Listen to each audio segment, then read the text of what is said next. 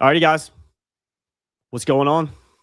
A few minutes late, but that's kind of part of the course here at Hero Report, presented by Tar Heel 24/7. Got Andrew Jones in here. Got David Siskin here as well. And fellas, what a day. What a day. I just came back from a nice bachelor trip, played some amazing golf this weekend, was up in Cherokee hitting the casinos. No news broke this weekend. I come back on Monday, and every 6,345 things happened in about a 6-hour time span. So how you guys doing today? You guys staying busy, or you got any free time to do anything else besides report on Carolina stuff today? I got my steps in already. Oh, did you? I was wise and got them in this morning. Yeah, there you go. I got them in this morning. I posted that piece about kind of Carolina in the portal, which is obsolete now somewhat. Literally.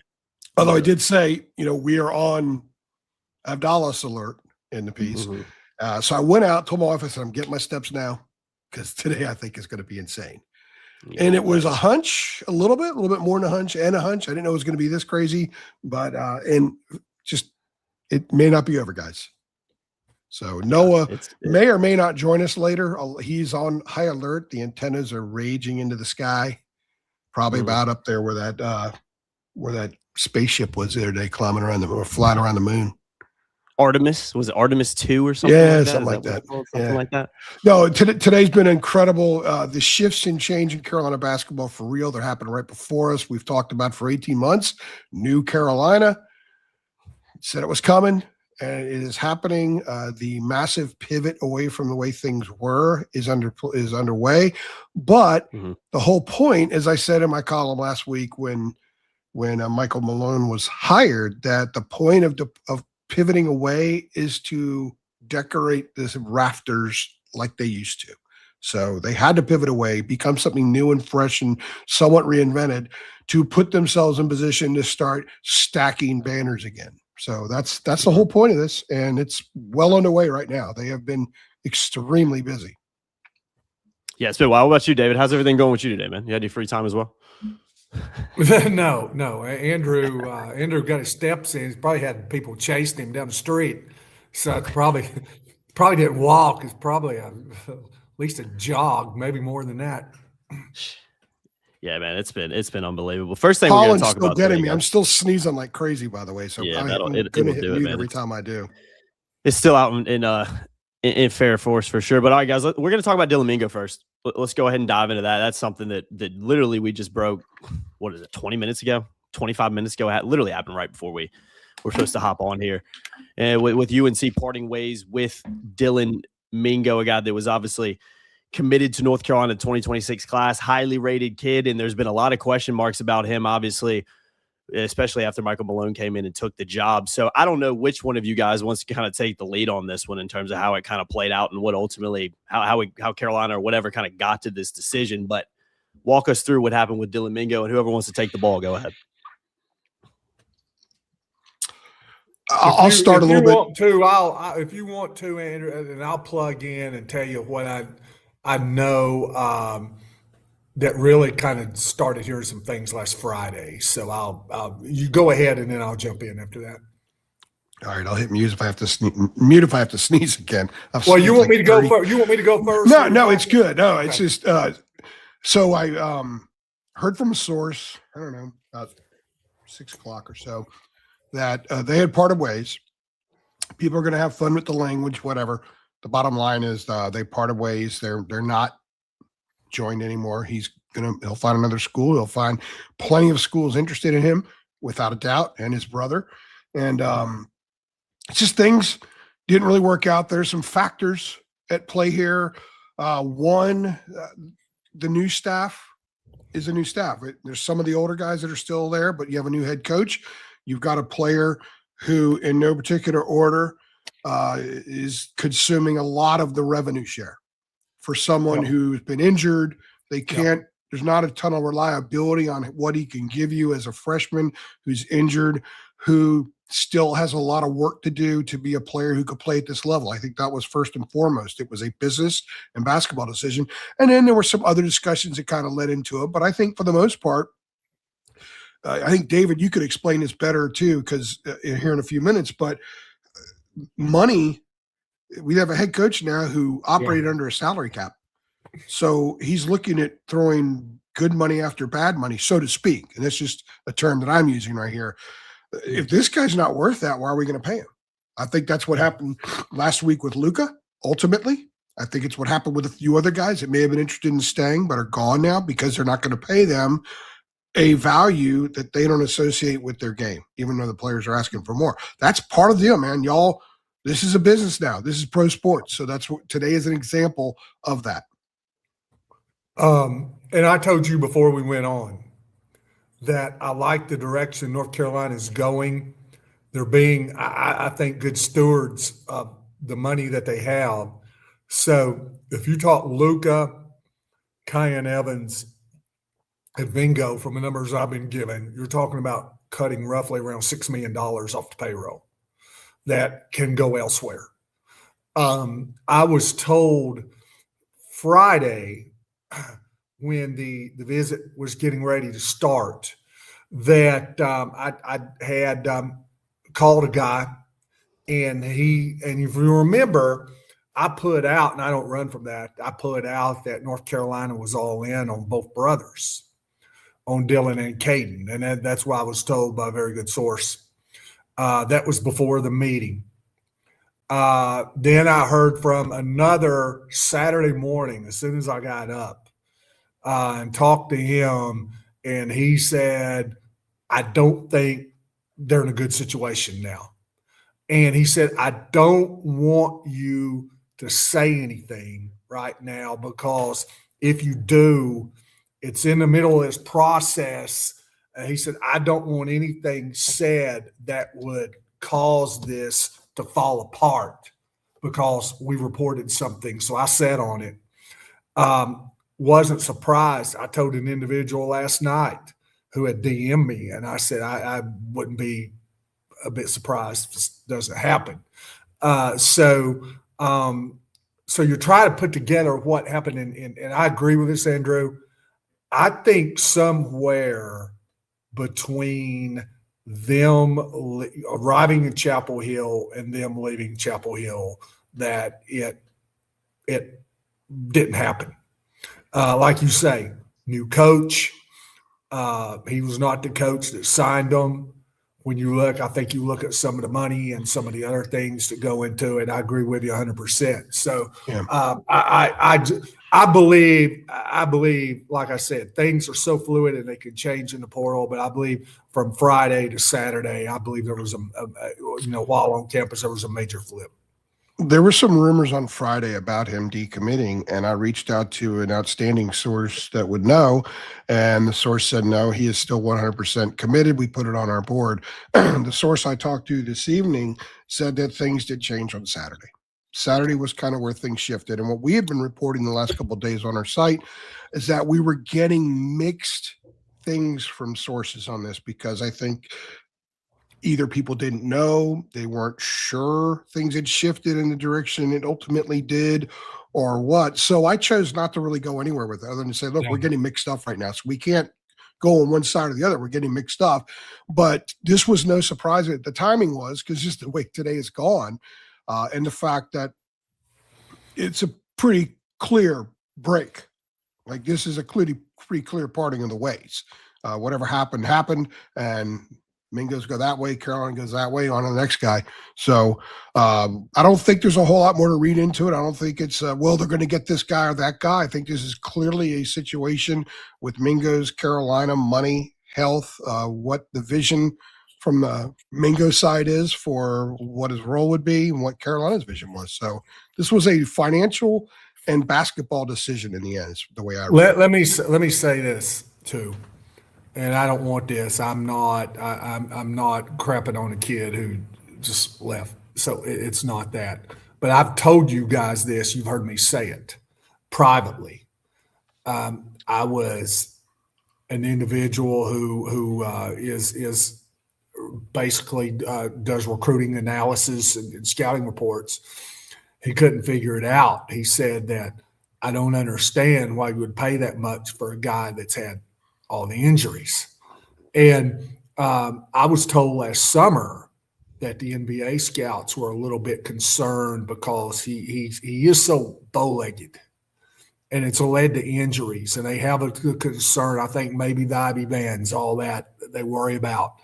And So he's been hurt since then, since their concerns over the summer, and he basically played 15, 20 minutes this year.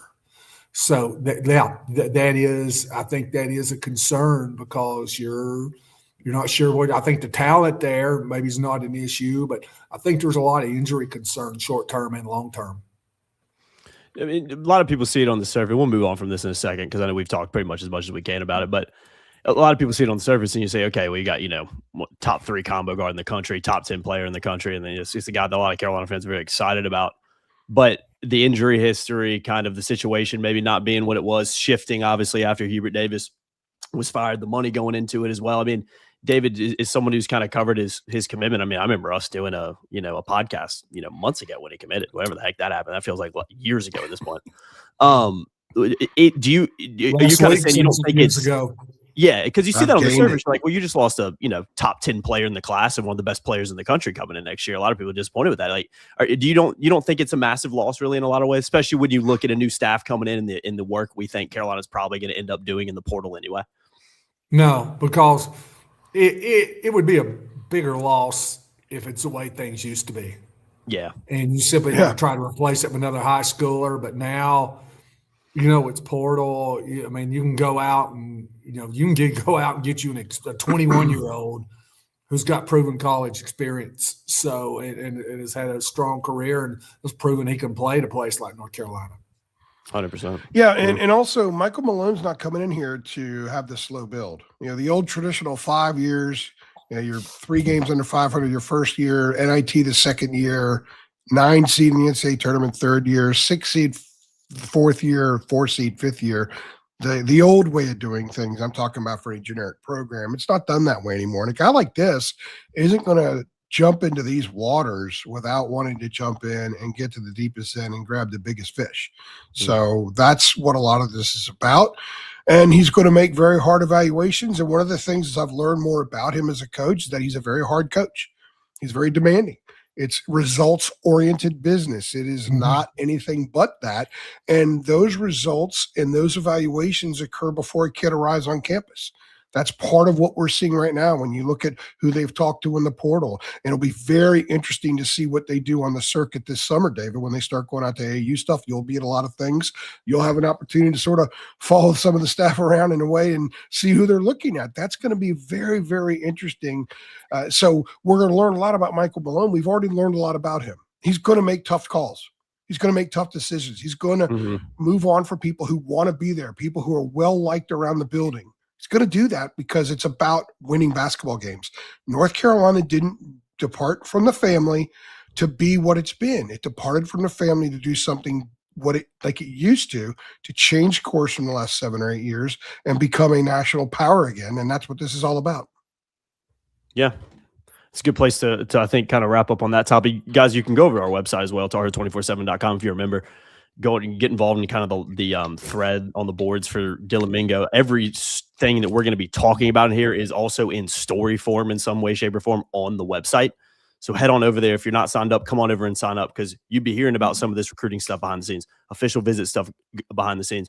And David's dropping gems in there every day on the premium boards about portal stuff and tracking all that and who Carolina's talking to. So it is a absolutely fantastic time to be on our website. But I just wanted to pull that up. Let's talk about the other, I guess, latest piece of news that has come out, and that's Caleb Wilson officially declaring for the NBA draft. No real surprises there, something we all kind of expected, something I think we all knew it was coming. It's been a bit of a interesting scenario with him because, Caleb Wilson, we've talked about before, he's the guy that gets it. He's the guy that understands the program. He's the guy that really, you can tell from the minute he stepped on camera, from the first time we talked to him, which I was at that press conference with the AJ, really understood and appreciated what it was like to be a part of a program like North Carolina. So he was one of those guys that a lot of people were like, and it also had a lot to do with some of the little cryptic comments or things he would post on social media, especially after he got hurt and after the season ended. I think there was a lot of people like, well, if any, future lottery pick was going to potentially come back for a year or two, it could be a guy like Caleb Wilson. You wouldn't be as shocked as you would be with some other people. Fast forward, I don't know when this was, at least a week ago at this point. Caleb Wilson put out that post on Instagram where he ends it with the hashtag 8out, which you look at that and say, wait, is he saying he's going to the NBA or is he like, because when you see something like that, usually that means you're 8 out implies that you're leaving Chapel Hill. You are no longer a part of the program. No news officially ever came out with that. And then obviously it comes out tonight with him headed to the NBA. So AJ, I'll start with you. No surprises there. A guy that's been, like I said, future lottery pick, predicted as I've, anywhere in the top 5 really in a lot of the mock drafts that have come out. I think the latest I've seen him at is around number 4. So he's a guy that's going to have a very bright future ahead of him in the NBA. So I don't think that bit of news was much of a surprise, but it is official now. Yeah. Pardon that crash. My phone fell. Imagine that. My phone's going crazy. My phone is like insane today because it's been buzzing like crazy all day. Yeah, when Caleb came out with that a few weeks ago, if you know Caleb likes to tease. He likes to play jokes. He likes to be very cryptic, and that's what that was. He made it official today. No surprise to anybody. Now, if there was, and I've said this to some people who keep trying to grasp onto something that would make them believe Caleb would come back, I said, look, if there's a dude who could go top 4 that I've covered in recent memory who might actually come back, it would be someone like him, because he'll never be able to pay for the experience of playing at Cameron or in the NCAA tournament. And he's going to have his jersey in the rafters, but he would love to have it retired one more year. He could get it retired if he's a National Player of the Year, or in his world, play more than 24 games and have his jersey honored. So, but he got hurt twice. He got hurt twice late in the season, February 10th, and then 2 days before Duke. Any advisor in his camp would be, as Seth Greenberg famously said about 18 years ago, certifiably insane to tell him to do anything but go to the NBA. So this is no surprise. It's the right move for him. And quite frankly, Carolina is moving along. You can kind of see what they're doing with the portal, that you knew that this was coming. So he's going to be fine. Carolina's going to be fine. It was a pleasure to cover him this season. David, I wanted to ask you this, because again, there's not much to talk about with Caleb. He's going to the NBA. It's happened. Nobody's surprised. Kind of move on. We wish him the best. I think he's going to be an absolutely fantastic NBA player. But David, you covered his recruitment. You're a guy that we spent countless podcasts talking about him when Carolina was recruiting him heavy, when he committed, all that jazz. Like, were you at all surprised at how good he was this year? Was there any surprise with that? I mean, he showed flashes. I think one of the biggest blowbacks that I got on social media was from the game in Cherokee, where he shot a step back 2 right on the 3-point line. It was a long 2, and he missed it. And I showed it, and I said, "This is just there's just few people can do that." The move was so quick and explosive, and everybody said, "Why are you showing a bad shot selection? That was a horrible shot from 2." Man, I got it for a couple of weeks, but I wanted everybody to see what kind of explosion he had. And then when he started making those shots, so you could tell he put in the work, very skilled. Next thing he's got to do is pick up the 3-point game from outside. So, but man, you could tell he put in the work. Yeah, when you showed that, I was surprised people received it the way they did, because you're showing where the range in the package is. Mm-hmm. So the shot didn't go through, and a lot of people, it's a bad shot then. But now that you saw Caleb play for almost the whole season, those were Caleb shots at times. And those were shots that every coach on that bench was okay with. There's some guys you're okay with taking those shots. He was one of those guys. Yeah, man, he's just an awesome player to watch this year. And again, I think he's going to be fantastic in the NBA. It's very intriguing to see kind of what he does at the next level. And yeah, I mean, there's no doubt about it. There's a new staff's here now, and they're going to get a lot of acquisitions in the portal. Have already done some portal work, which we're going to get here. We're going to talk about here in a second. But I mean, at the end of the day, it's a tough guy to replace. I mean, he was absolutely fantastic for North Carolina this year. He was one of the best freshmen, if not the best freshman I've ever witnessed, especially the best freshman I've witnessed in person consistently at North Carolina. And yeah, despite him not being a surprise he's leaving, and despite there being this whole new kind of aura and vibe around North Carolina right now, there's no doubt about it. Like I said, it's a guy you've got to go out there and replace, and he was undoubtedly the best player on the roster last year. So I think it'd be very interesting to see what kind of portal work Carolina does. But again, I don't think anybody on the staff was surprised Caleb Wilson. I don't think that's one that shocked anybody today, anybody sitting in the Smith Center in the offices or anything like that. So yeah, it would be interesting to see what he does at the next level for sure. Anything else y'all want to add on that before we move this thing on? No, I'm going to honor some of our listeners here, and they're correct that we need to move on from Caleb. Yep. You've got my attention, guys. Yeah, we had to talk about it because it's news tonight, but I think the whole time to move on. Don't worry, JT, 5779. We're moving on, buddy. We're moving this thing on. We do have 6,000 topics to hit on tonight. So it's all about JT 5779. Is that what you said? It's all right. Let's go. Let's go. I see him. I see him right there. JAYT 5779. Oh yeah, I can see it. Let's go. Let's move forward. 15 seconds. That's tough.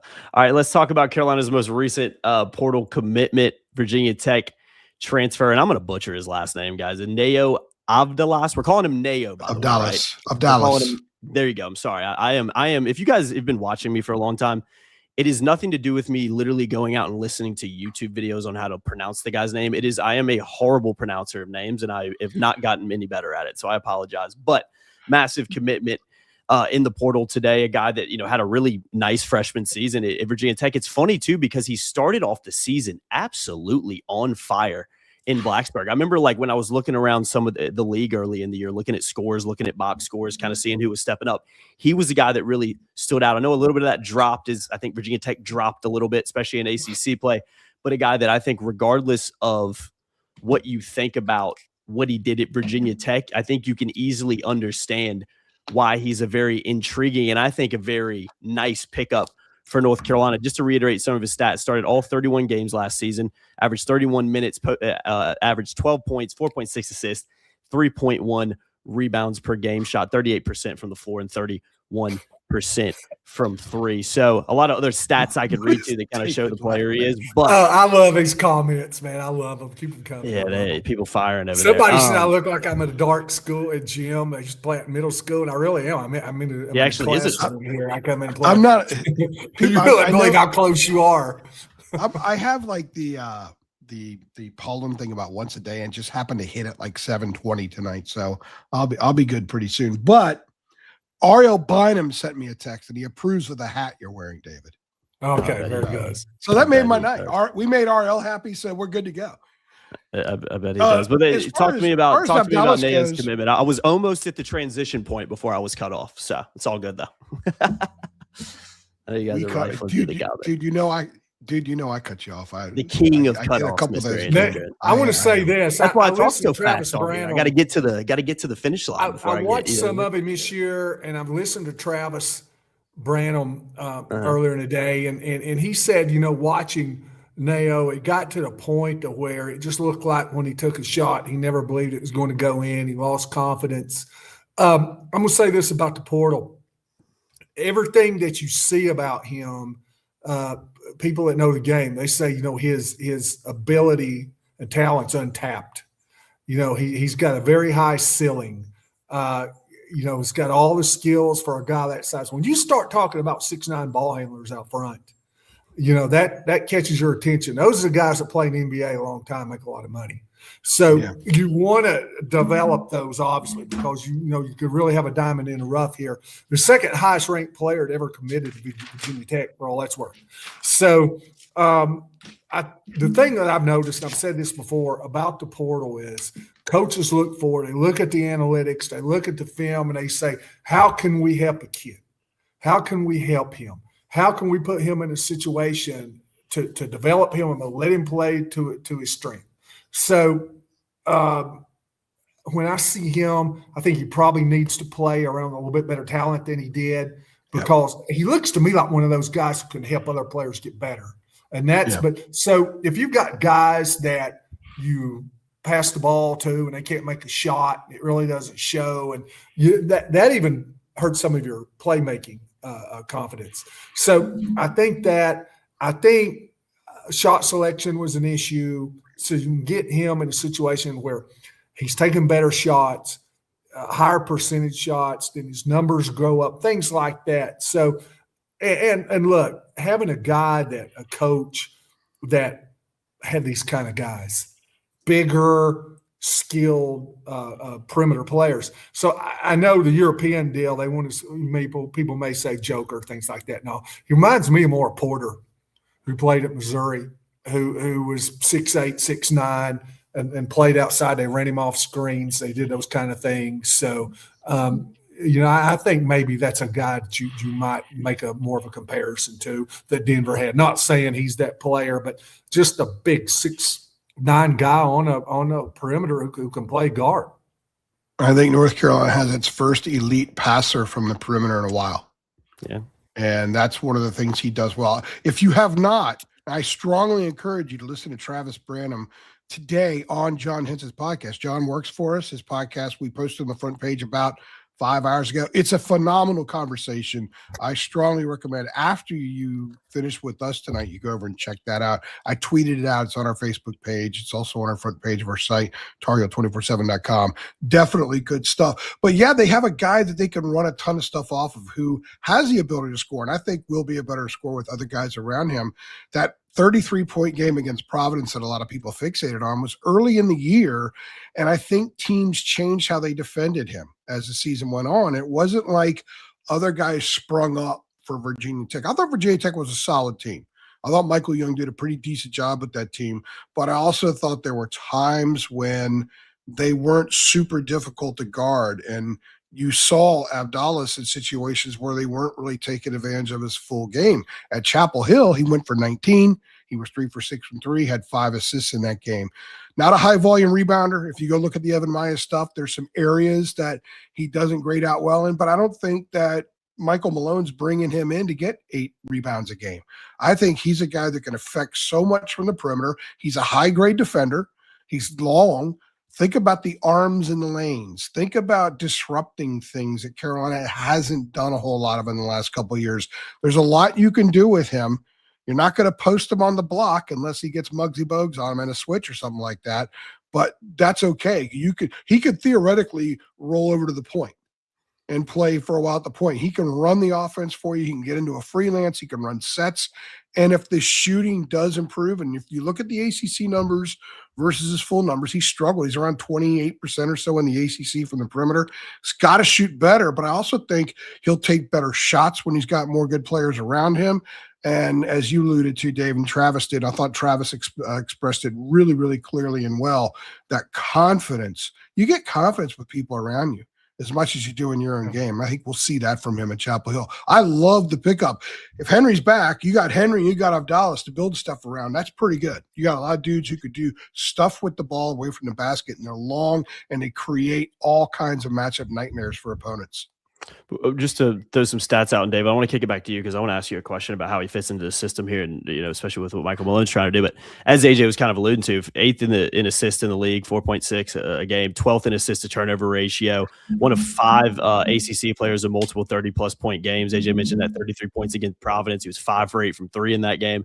Also had 19 points at North Carolina this year, a game I was at, and again, he was a guy that stood out in that game. I mean, he's a guy when you watch him, your eye kind of catches him a little bit because not only was he a true freshman doing what he was doing, but he is a specimen physically. What he's able to do on the basketball court at his size is super impressive, and that is intriguing too. I mean, played 2 years in Greek's top league. It's a good basketball league overseas. It was the number 2 international prospect in the 2025 class. So again, ACC experience too. I am always a big fan of ACC experience. If you can go out and get guys that have played in this league and have produced in this league like he has, I think that is always a positive because it makes the transition easier in North Carolina. It is already a step up going to North Carolina. The pressure is going to be 10 times more, probably even infinitely more than it was at Virginia Tech here at North Carolina, especially in year 1 under Michael Malone.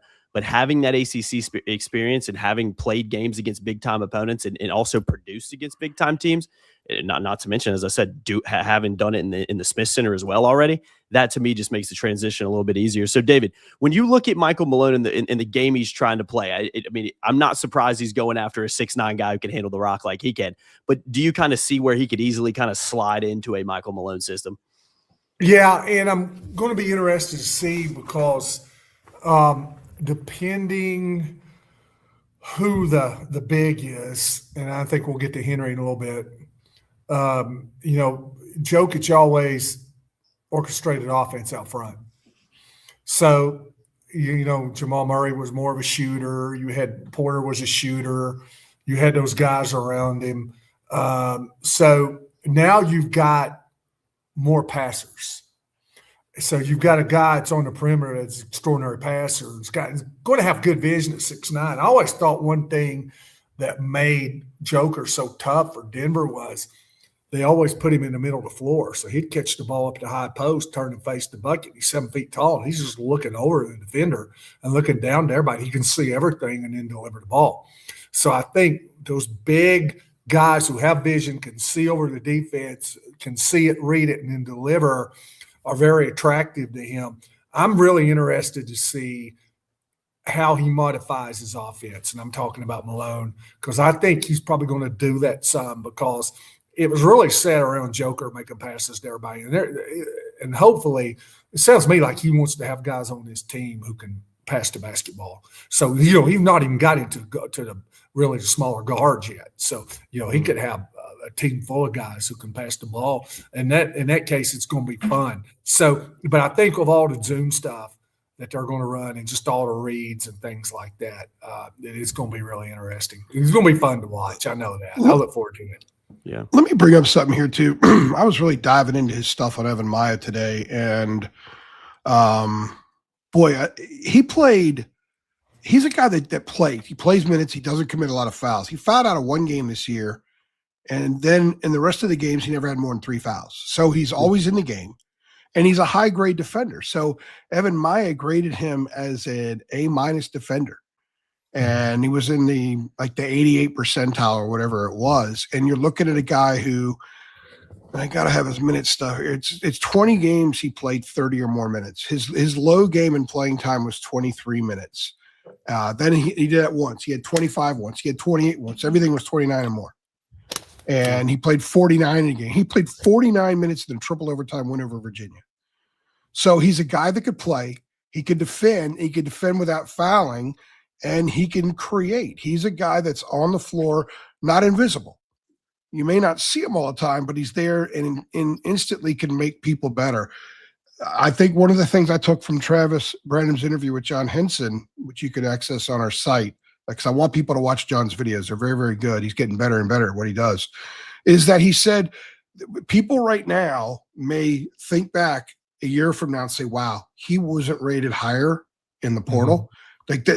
Branham said he could absolutely be a first-round pick next year. He's that good, and they think playing with better players is going to bring out more of his game. I thought a couple of things Travis said were absolutely fascinating, and that was one of them right there, and I have a lot of respect for what Travis does. Let me say one other thing, too. We've not spoke about the defensive end, and I think the thing a lot of people got frustrated about, and I know Andrew, I'd have to listen to him around all the time about it, were the bad switches defensively. Why are they constantly? You're not the only one. Yeah, I know. That's why I said a lot of people. So if you have him, and let's say you get Jiren, you've got him and you've got Jiren. So there's 2 guys that can switch and guard multiple positions. And that's really attractive for an NBA coach, is defensive versatility. And I know we talk about it all the time, but North Carolina's just not had when's the last time they really had defensive versatility that they could switch all over the court and not get mismatched? It seems like they got mismatched to death the last few years. So it's going to be interesting to see where it goes, who else they pick up. But you've got a guy right here defensively, and Andrew's already talked about his percentile, as far as defensive impact goes. But you've got a guy's going to be able to guard multiple positions. And it's like you said, Jacob, you turn on the TV, man, and you watch him, and the first time down the court, it doesn't matter. He could just stand over in the corner, man, and he catches your attention, because that is a basketball frame, brother. Yeah. By the way, Garrett Clemens Sports, just so you'll know, my friend, this one's unopened. It's just as needed possibly tonight. So it's sitting right there. The other thing, too, is we have a guy that we're going to cover and watch up close this year that is going to bring a lot of the matchup mindset to the game. Instead of we're just going to run our stuff and we're just going to run our stuff. I get that, but I think you have to be able to match up at times as well. And if you can minimize when an opponent could get you into matchup situations where they have an advantage, that's a huge, huge positive there. And that's what you're talking about with Avdalas. The last guy Carolina had that made getting into positive matchups for the opposition a little bit easier was Leaky. Because Leaky could rove around and rotate. He can guard 1 through 4. And quite frankly, he fronted the 5 every once in a while and did a pretty good job with it. So I'm not saying Avdalas is him at all. I'm not saying that. But you get a couple other guys that can defend as well and kind of minimize the matchups, that's a plus for Carolina as well. And I'm looking forward to seeing all these things up close to see how he goes about this. And that's going to be one of them. And trust me, if we're about 15 minutes into the opener and I've seen 3 switches, I'm going to tweet out only 3 switches, kids. We have a switch tracker next year. If I don't see another switch for the next 6 months of my life, I think I'll be okay, because it was head scratching at times. And I'm not trying to get all on Hubert and stuff like that. And people are going to take it that way. I just thought it was overdone. And I've talked to people who played for him and said the same thing. So, but there were a lot of things that were positive. I don't want people to say I'm bashing the guy, but that was one of the consistent criticisms of Hubert. Yeah, I'm all in favor of a. Yeah, I'm sorry to cut you off over there, but I'm all in favor of a switch tracker next year, where we just track how many times Carolina switches throughout the season. Absolutely. You owed me a cutoff. You owed me a cutoff. Trust me, dude. I owed you one. On that one. Let's talk about Derek Dixon, a guy that, not too long ago. The reason I want to bring, he wasn't really in our initial. We were going to talk about him later, but people in the comments keep bringing him up since the beginning of the show. So we'll go ahead and talk about him. Also, Luka. Yeah, we'll talk about Luka too. But Derek Dixon committing to Arizona, Tommy Lloyd, this Arizona connection with North Carolina just continues in the offseason. We just can't get away from it for a number of different reasons, which we will not go into on the show. But what are your guys' thoughts on Derek going to Arizona? Because I would have liked him to stick around. I could see why it'd be intriguing for him too, from a Carolina perspective. I don't know, for me personally, I've been saying this, I don't know if I've said it on camera. I don't know if I would want him next year as a starting point guard in North Carolina. That's no diss to him. I think he does have a nice game. I think he developed nicely in his freshman season. I think he's going to continue to get better in college. I think he's been in college for a few years. I think he's one of those players that's going to stick around for a while. But I wouldn't have minded kind of being a guy maybe coming off the bench as your backup point guard in particular. I think would have been absolutely fantastic, and a guy that maybe play a little bit of the two as well. But AJ, I'll start with you, and then David, you can take up on it. But what's your thoughts on Dixon heading out to AZ? He's going to be in a good situation, play for a really good coach, a good program. He's going to play a lot of really important games because Arizona's going to win. So it'll be interesting to see how Tommy Lloyd uses him. I agree with you. I think Derek might be a little better off the ball than on the ball. He's not a break you down guy. I think that was one of the issues this team had. The one player on the roster that could take the ball from the perimeter, anyone on the perimeter, and get to the rim was Seth Trimble. There were times when Caleb could do it, but it was a little gawky at times. There were times when Henry could do it. It was a little bit gawky. Luka struggled. Derek struggled. Kyan struggled. Jonathan struggled. Jaden struggled. They all struggled with it, but the one guy that could do it was Seth. And Derek had plenty of opportunities. Now, his best penetration of the year were 2 drives. One against Kentucky. That was huge. The layup he got on the left side, and then the drive against Duke, obviously. But you saw in those 2 examples what having a guard at the top, point guard at the top, can do for a team when he gets to the rim. It gets near the rim. It gets into the teeth of the lane. So that's not a strength of his. At least it wasn't this year. That doesn't mean that it won't be. If that is in his bag, I think you'll see it come out in Tucson. So that's a good spot for him. I don't know what the other parameters were around him going there. David might know a little bit more about that, but I think that's a good spot for him. And I think that his game will be extracted by Tommy Lloyd for sure. You remember, I think it was Jason Williams on ESPN who made a statement that caught a lot of attention, that Seth Trimble might be the last 4-year Tar Heel. And it kind of tells you where we're at now. So, but I thought, well, maybe if there's a guy that's got a chance to do it, I thought about it as the season went, it might be Derek Dixon. As he's really kind of carved out a role there and did a good job. But I started hearing toward the end of the season that he was going to get offers from other places for a lot more than what he was making in North Carolina. And once again, we get into the money situation. So I'm not going to go too deep into the weeds on that one, but I think that was the case. And I mean, maybe several places. And I think they come back with, they would like to got at North Carolina. And I don't think necessarily North Carolina was going to match what he could get at some of these other spots. So that's just the nature of the game now. Business, guys, it's a business. I think that Carolina fans need to fully shift into the idea that this is a business and the intent is to win. The intent is to cut down nets, and that's what they're going to do. Try to do. Yeah, no doubt about it. Let's talk about Luka just real quickly before we move this thing on. Something that happened on Friday, and we reported at the Michael Malone press conference because we literally talked to him.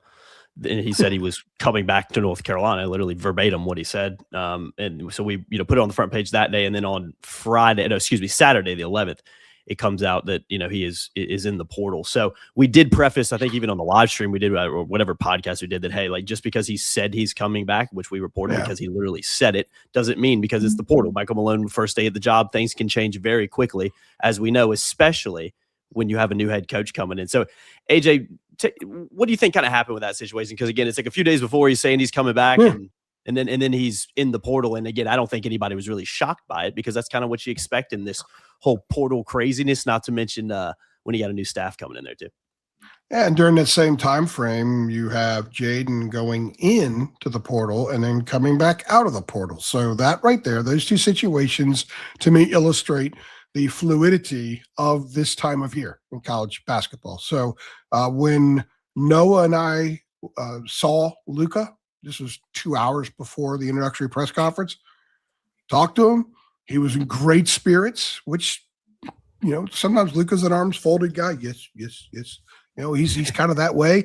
He was in great spirits, smiling. Luka, you coming back? Yes. What do you think of Michael Malone? Oh, I love it. Love him. He kind of alluded, it was kind of loose language because it was sort of hard to understand 100% what he said, but the players had a conversation, met him a little bit earlier. He liked him, so he was coming back. And I think David hit on this earlier. You have to assign a value for services, and that's probably what happened there.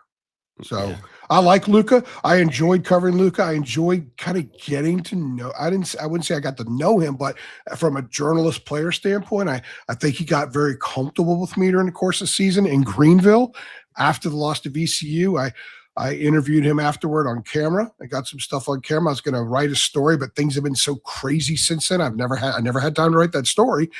But I also turned it off and was talking to him about his experience. They loved it there. And I was told by people around the program that it took him a while. And he started to get comfortable being in the program. Noah noticed one time before a game, like in February, where he was wrestling with Elijah Davis. Earlier in the year, he was kind of off on his own. So this is an example of where things are now. You have a guy that wanted to stay, wanted to be a part of things, but you know what? Business is business, and now he's found another home. And I wish him all nothing but the best there. Same with Derek. Derek's good. Derek's from my neck of the woods, man. Yeah. I told him in Greenville, I said, by the way, I went to Bishop Barton. I went there for 2 years. I went to Fort Hood for 2 years. I went to Bishop Barton. So go, really? Because they're in the same conference. So we're like, I like guys from my area. You're in my neck of the woods. Hopefully you stick around for 3 years. That was the last time I talked to him. Yeah. Things move fast in this business, man, especially in the portal. It is wide open. And as we said, a lot of stuff happening today as we're going to keep moving this thing on.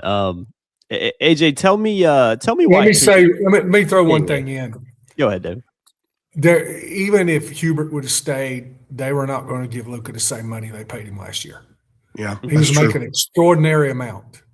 So I think there's a guy that I go to, and he gets me in hot water sometimes because people really want to buck when they hear what the numbers are on the money.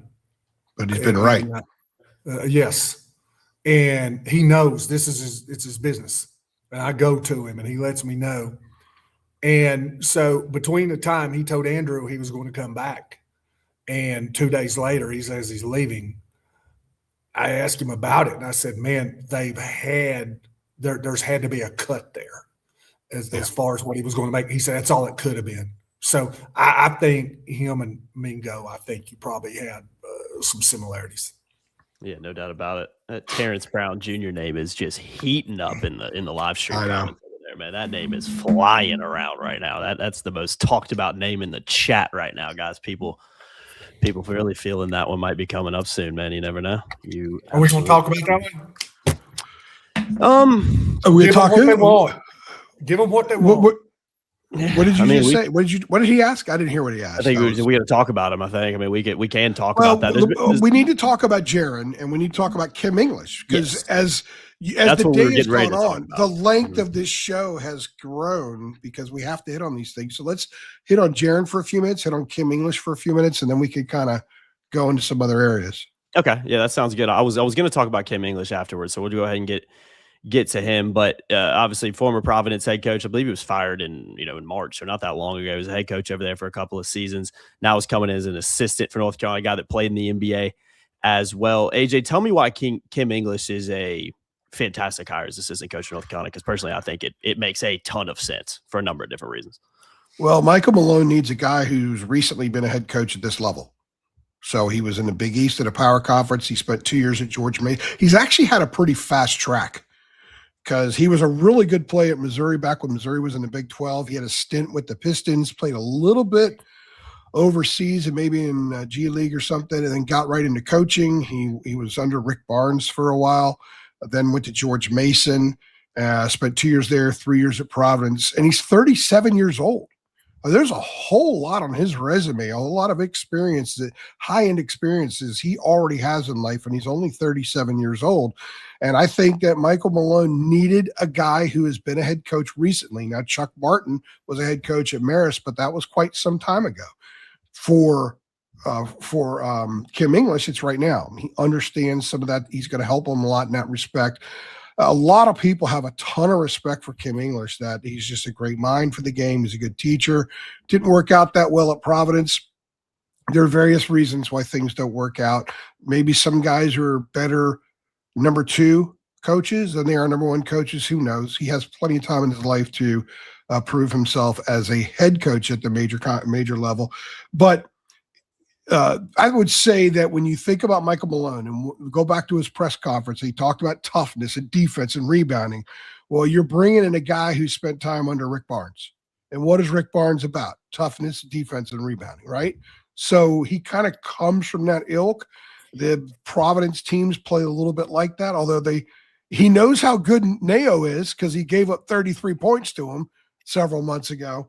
So I think this is a good hire. You have a dude who's 37 with a ton and a variety of experiences who only enhances his staff, in my opinion. Yeah. Dave, what do you think about the hire? I'll make it quick. I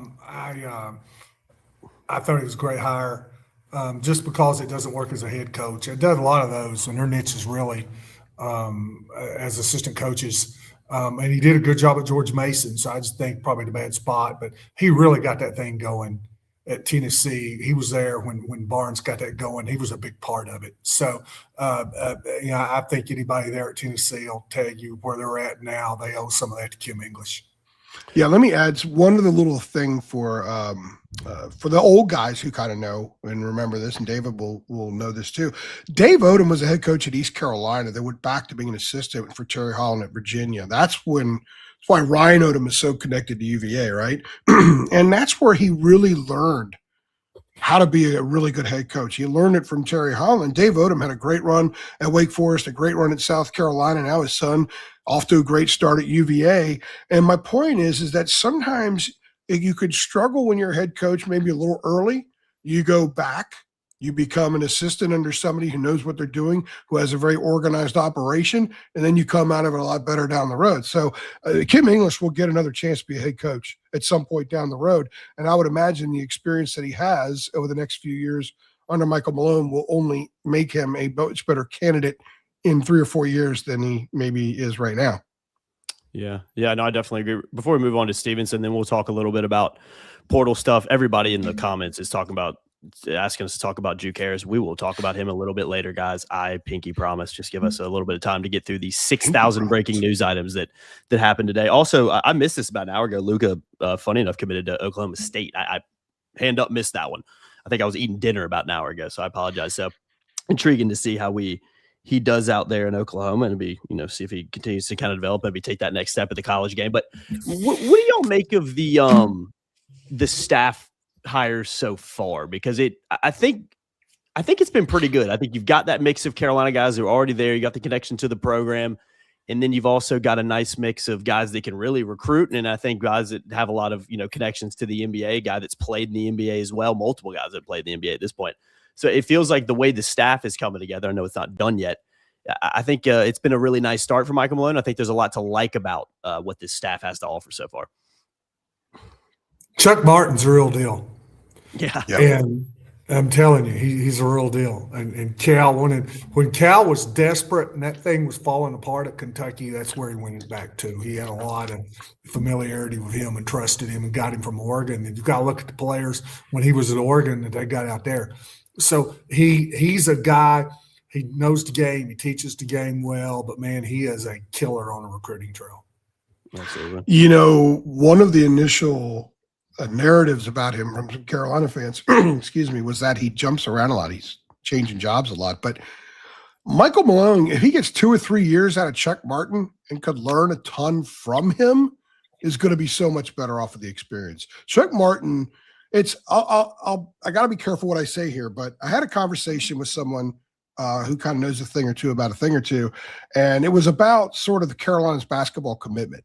And we've been reporting for a year and a half now, since before Belichick was hired, New Carolina was going full throttle, both sports, right? And we've seen that they've done that now. One of the things was what kind of appetite, what kind of palate is there in Chapel Hill to simply win and to bring in a Michael Malone before we knew there was a Michael Malone to come in, and to go out and go toe-to-toe with certain schools in the portal. And he said, look, you know, schools that do things like how Arkansas does it, that's the way you do it. That's the way you have to do it now, because there really aren't a ton of parameters. And that is a way to go about things, because you get a ton of kids that can go there, that would be willing to go there.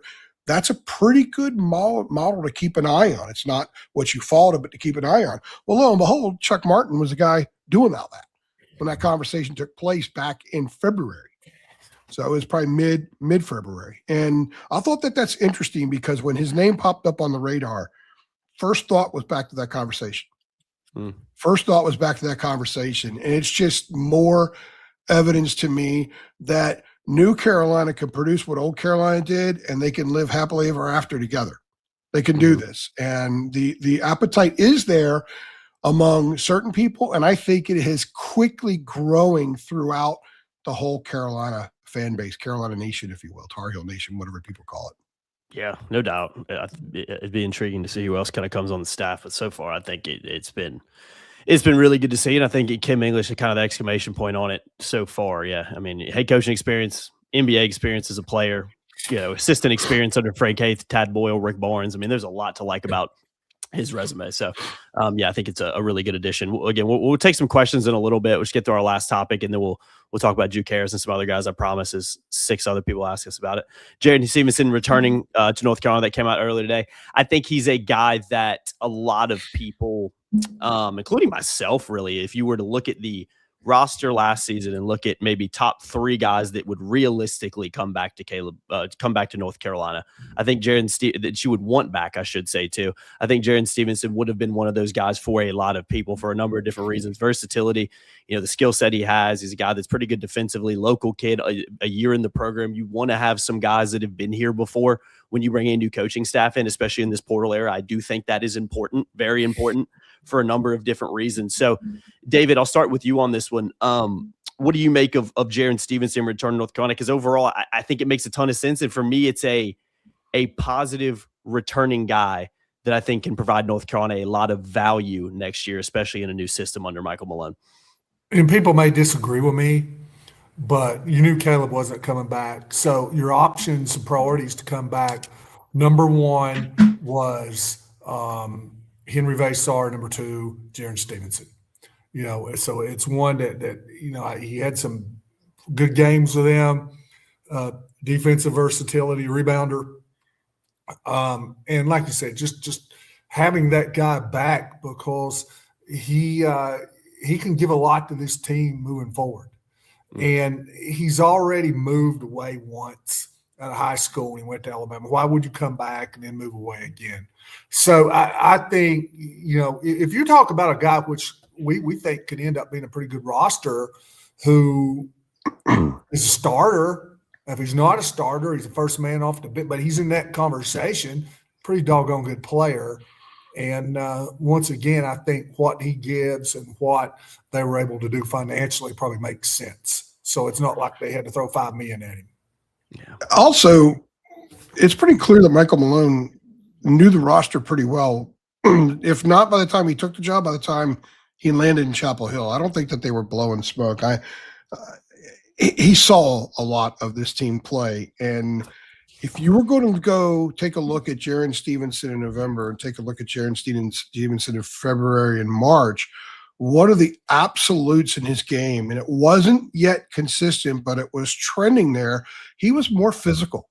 He was more aggressive. He was more demonstrative. There was more smoke and fire in his game than there was earlier in the year when he tended to play passive. I think part of that was when Hubert made a good decision by putting him at the 5 for the Ohio State game, playing him some at the 5 because Zayden High was struggling a lot. And Hubert's like, look, I got to at least get somebody that can step in for Henry, someone that can play the 5. And Jiren did okay. Not great, but he did okay. But I think that gave him some confidence to be a more physical, a more aggressive player.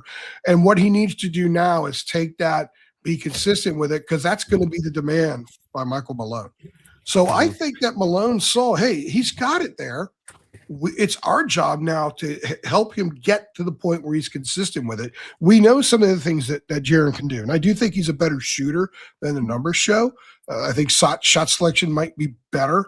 They might come a little bit more comfortably for him next year as opposed to this past season.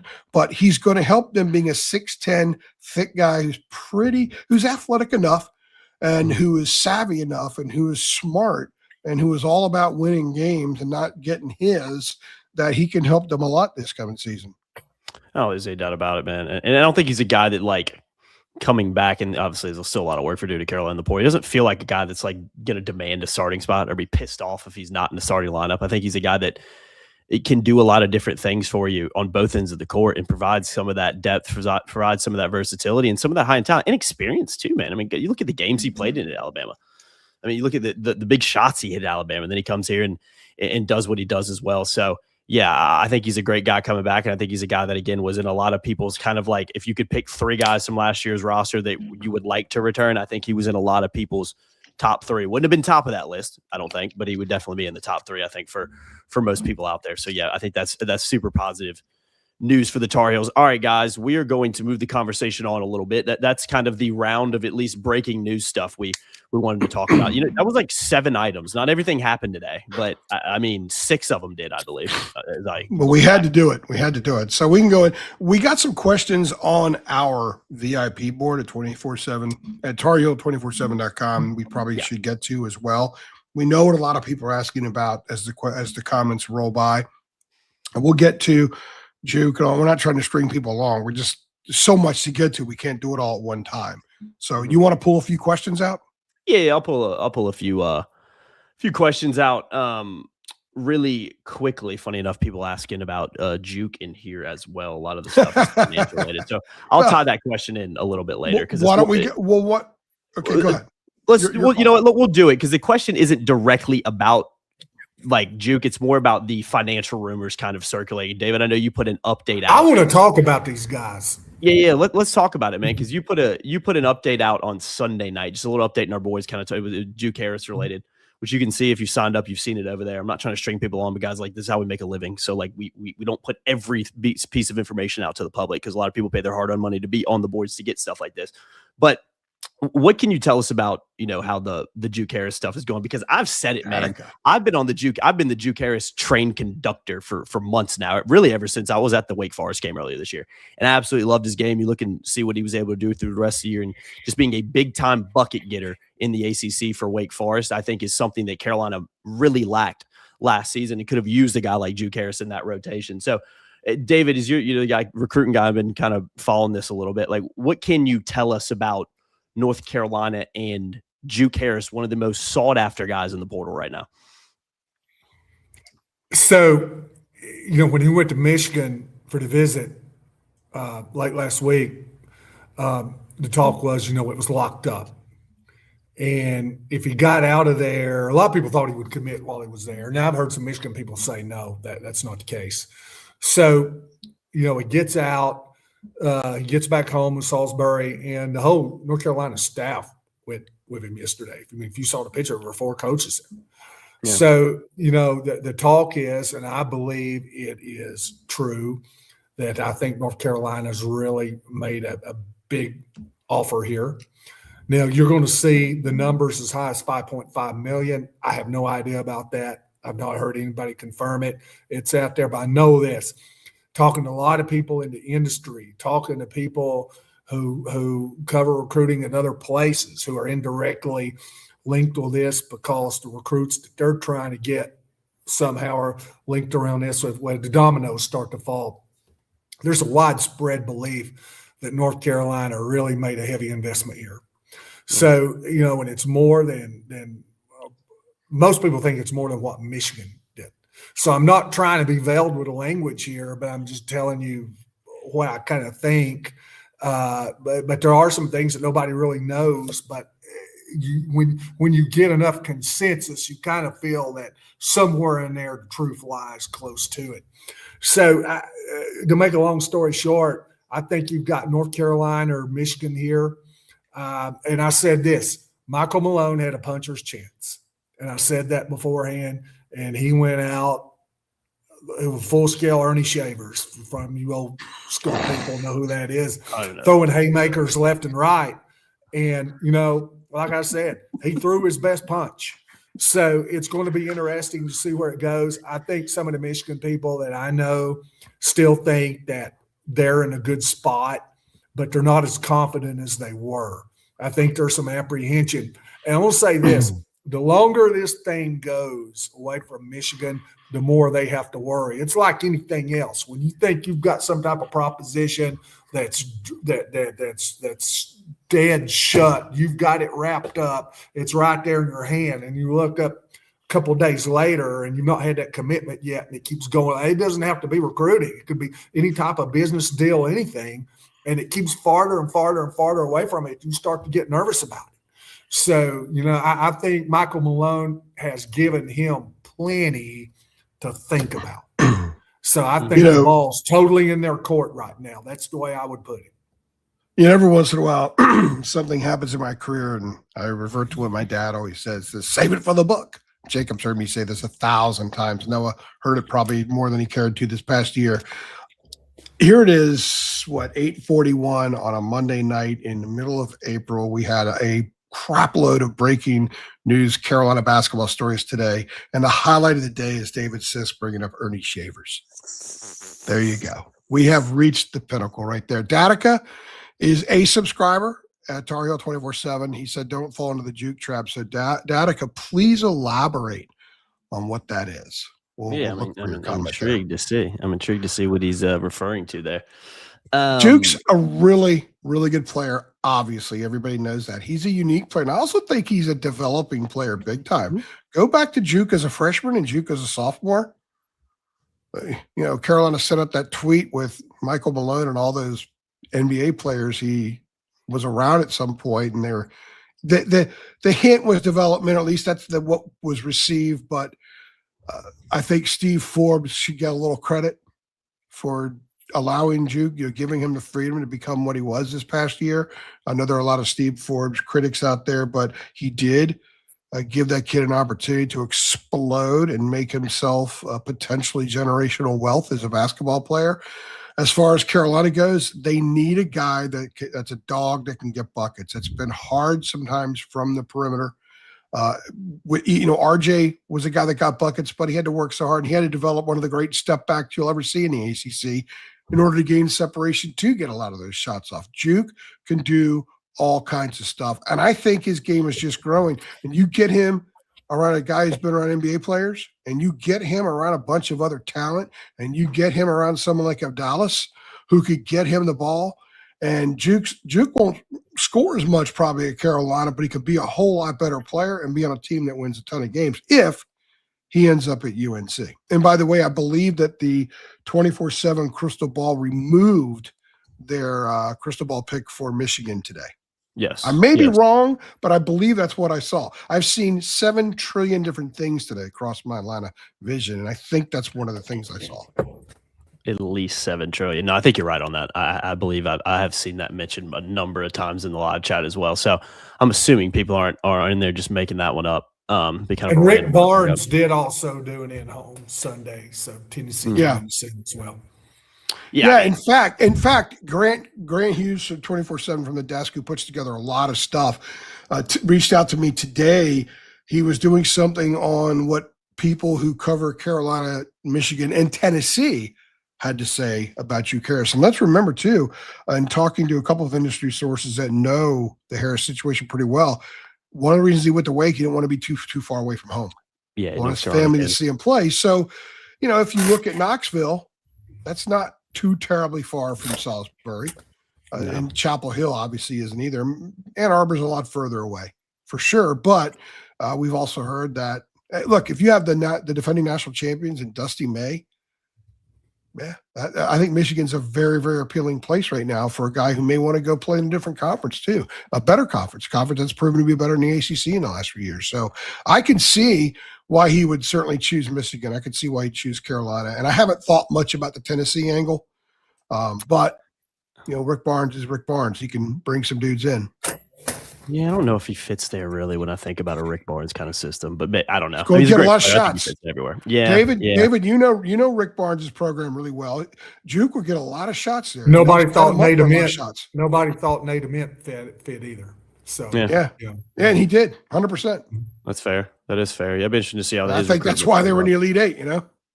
He always has that one go-to guy. He had the one that come in from Colorado State a couple of years ago to transfer. The white kid, it was so good. Oh yeah. No, it was from Northern Colorado. Yeah. So he had Dalton Connect. Dalton Connect. I can't believe I forgot his name. So God, he shot it more. They had to ice his elbow down at the end of the game. So so he's always had those guys that he's going to go to. Yeah, he would definitely be. He threw 116 curveballs that night. Got ice down. Yeah, man, I think it was on ice for sure. Yeah, he's a big time player. Yeah, it'd be interesting to see how his recruitment plays out for sure. But yeah, highly sought after guy. So I don't think it's a surprise. You look at his talent and how many schools and the schools that want him that maybe some big numbers being tossed around with that. One other thing about Juke is the NBA is still kind of there, right, David? Yeah. What? How much do you think? How long do you think somebody has to wait, or do you think this will be a situation? You got to May 29th to pull out combines. G League combine 7th through the 10th, and hold on a minute. The regular combine is 10th through the 17th, and you guys can go ahead and just keep discussing whatever. But I want to look right quick at the recent ESPN because I do think they had him projected in the first round, Jeremy Wu. But I just go ahead and I'll look it up and I'll chime in here in a minute. Yeah, I could certainly see that. Wouldn't surprise me at all. All right, Juke's not the only guy they're looking at too. So if they're talking to enough kids, they don't have a massive net cast, but there's enough that if they don't get someone like Juke, that there are other players. So yeah, and I think one of those is obviously. I mean, a lot of people have asked him about it. There's been a couple questions I think on our boards questions as well at Tar Heel 24/7, which we're gonna. Answer a few of those. Already answered some here, but Terrence Brown Jr. obviously a guy. Very quickly, I'm sorry. I'm interrupting real fast. Datica came back with that, and I think he's kind of alluding to what we're talking about right there. I don't think anybody wants to wait a month. I agree with him on that. Yeah, I can understand that. I'm sorry. Go ahead. No, you're fine. No, that was fine to bring that one up. I can certainly understand. Oh, he's 34 Brooklyn Nets, according to Jeremy Wu, and this was as of last week. So he's 34th. That would be the 4th pick in the second round. So that's not guaranteed money. And I know this for a fact because Henry Vasar was 36 on the most previous one. And so he's at 34. The money right there, there's no guarantee, but you're normally going to get a 4-year contract. You're going to get 2 years guaranteed out of that, what they'll end up doing for about $2.5 million a year. So you can make 4 years, $10 million. So if they're indeed throwing the money around that the rumor is, that dwarfs $2.5 million. So especially you play yourself into the middle of the first round. Yeah. So he's 20. He'll be 21 when the season starts. Yeah. He'll be 21 when the draft occurs or around the. And like I said, I'm not saying that I have no idea. I do think they've offered him quite a bit. Whether I have no idea what that number is, but that's a number that's getting thrown around. That's just a popular number right now. Whether it is, it's not, I don't know. But I'll say this: I would be shocked with the big numbers, if it's not very, very competitive, what he could get in the NBA next year. I will go that far. Yeah, I wouldn't be surprised. No, I really wouldn't be surprised off that. Terrence Brown Jr. has been a lot of people asked about him, including some people in our boards, but was on his visit on Monday. Utah transfer, played a couple seasons at Fairleigh Dickinson as well. Guy that put up some pretty impressive numbers last year at Utah, averaged 19.9 points per game, nearly 4 assists, 2.4 boards, and shot around 45% from the field. Mid-range king, I'm going to call him. 80% of his shots attempted from inside the arc. So a guy that loves a little midi there. But David, I know you had a write-up on him kind of last night, previewing this a little bit. I mean, it's Monday night. I don't know if you have any updates on him, but what's kind of your take on Terrence Brown Jr. and the player he is, and again, a guy that was on campus today. I know Noah posted on his Twitter as well some screenshots from like his Instagram story that he had put up as well in Chapel. From everything that I'm hearing, if he doesn't make an announcement by the next 48 hours, and I think it's going to be a lot sooner than that, I'll tell everybody on here that Jacob will kiss Andrew's ass and he'll give Andrew 30 minutes to draw a crowd if that doesn't happen. So I think it's good night. Mic drop. You've heard. Listen. We've heard that this thing to be looking for it, and he come off that visit today, and I've not heard anything else about any other schools. He's got all these. Well, I have as far as who else he could visit. I heard earlier in that Kansas, they're kind of expecting a visit this week, but the way everything's going and what I've been hearing, evidently it was a really, really strong visit, and that just to be on the watch here for the next couple hours or day, maybe.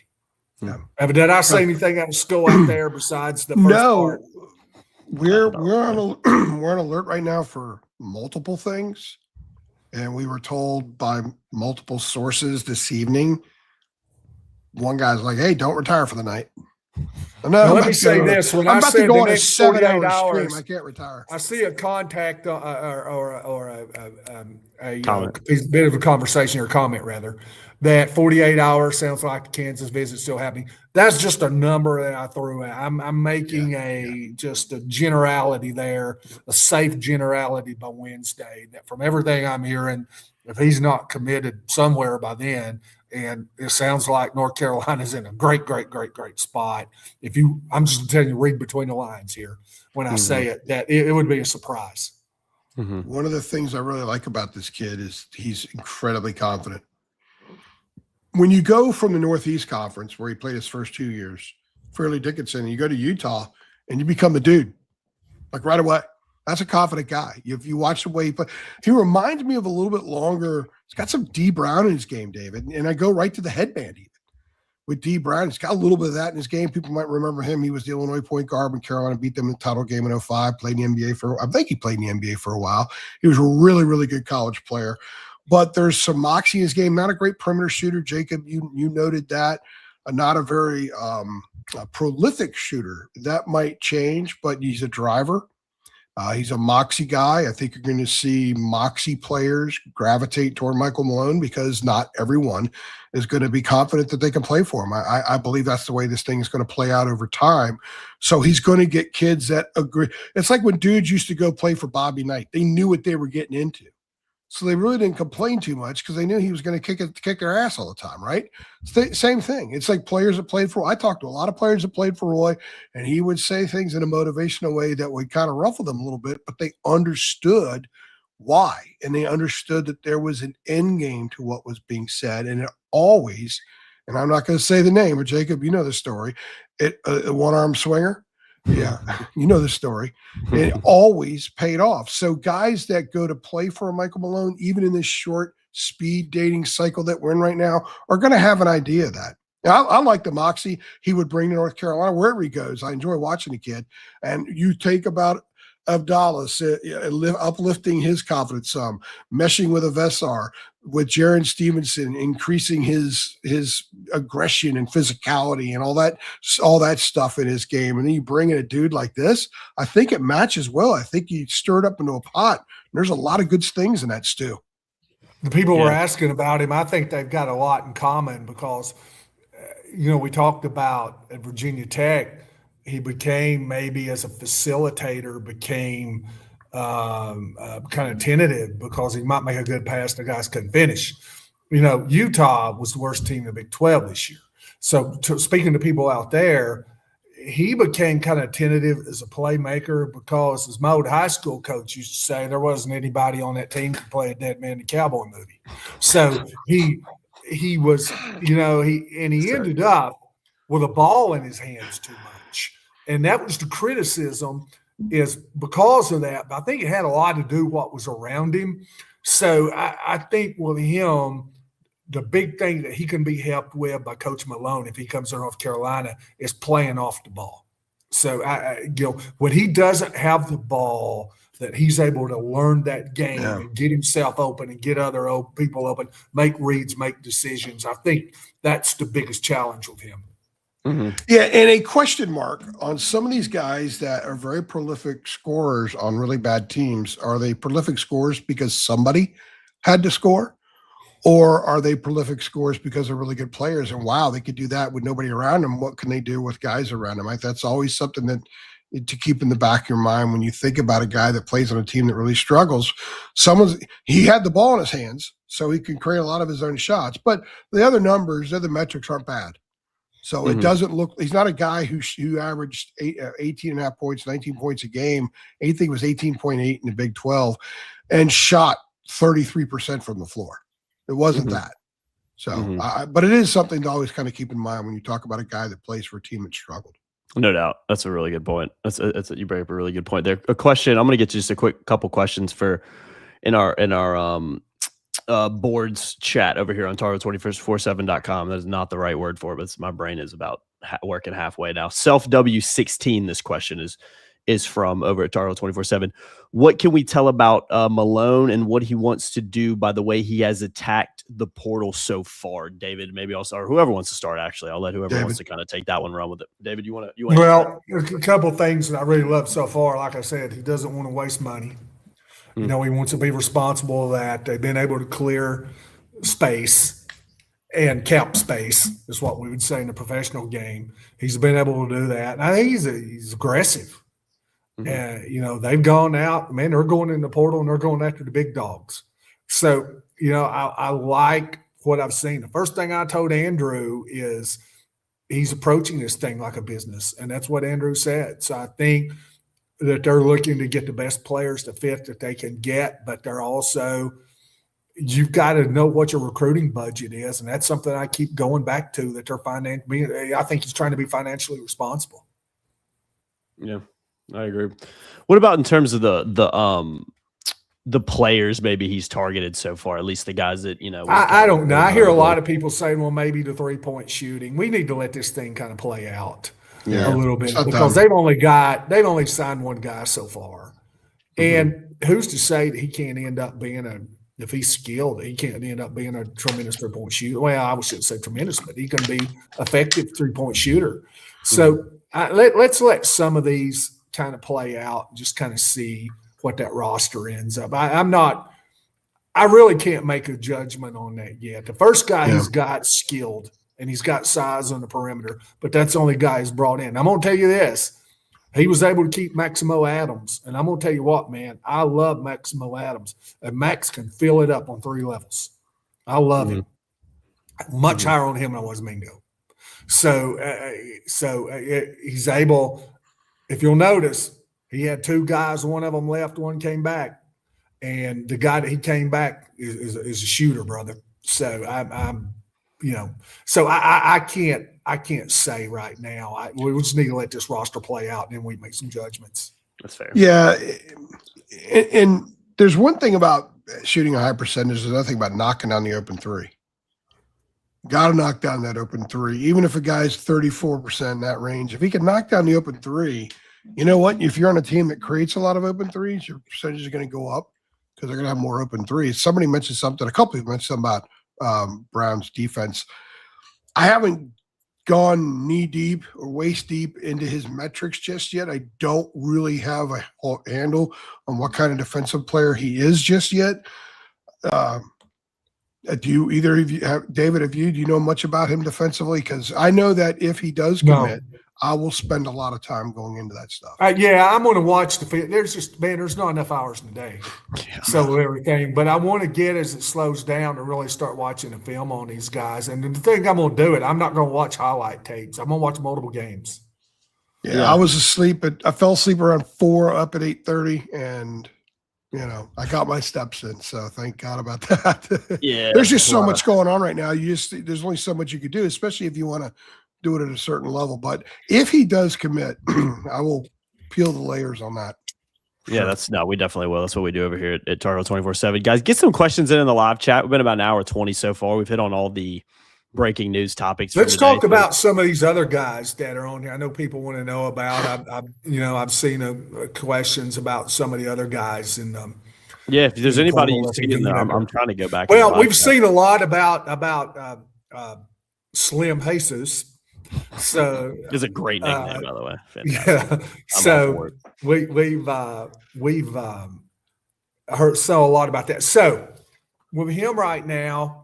There's a lot of rooting that he's in the picture. He's more in the picture than he's really in the depth of the picture. Let's put it that way.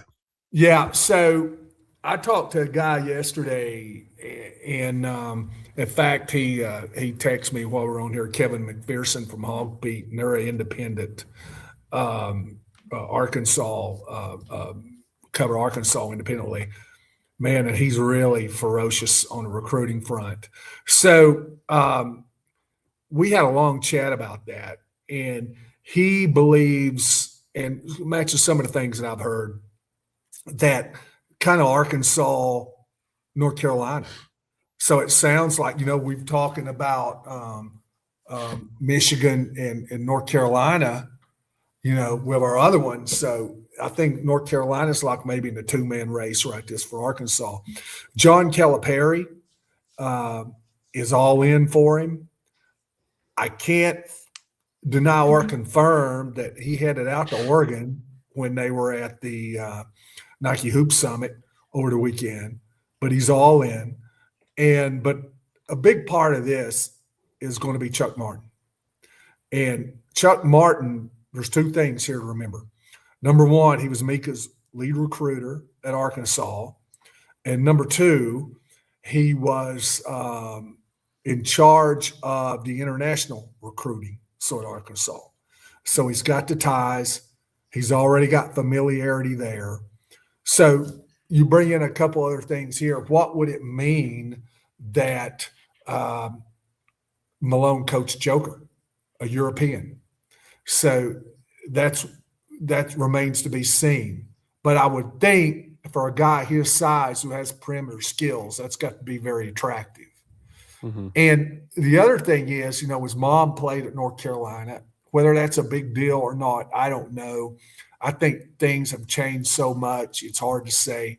But I got an old buddy of mine that was one of his coaches here. Of course, he's had a number of high school stops, AAU, all that. So I'm not going to say where it was at or who it was. Man, but he told me about a year ago when I asked him, I said, what's his recruitment going to be like? He said, it is the wild card of all wild cards, because Mika's kind of that wild card personality. That's the way he put it. So it remains to be seen. I mean, he could do anything. That was before he went to Europe. Him going to Europe for a senior year of high school. And you can see over there, if you do some reading up on him preparing for college basketball was not what his coach thought was going to happen. And they've not had the greatest relationship over there. So, well, Mika, there's been some flags in the past that he's not exactly gotten along well in the locker room, or he's not necessarily gotten along great with coaches. I think he's a guy that's going to have to be coached up, is going to have some tough love and some discipline. I don't think he can go to a place and just be allowed to do whatever he wants to do.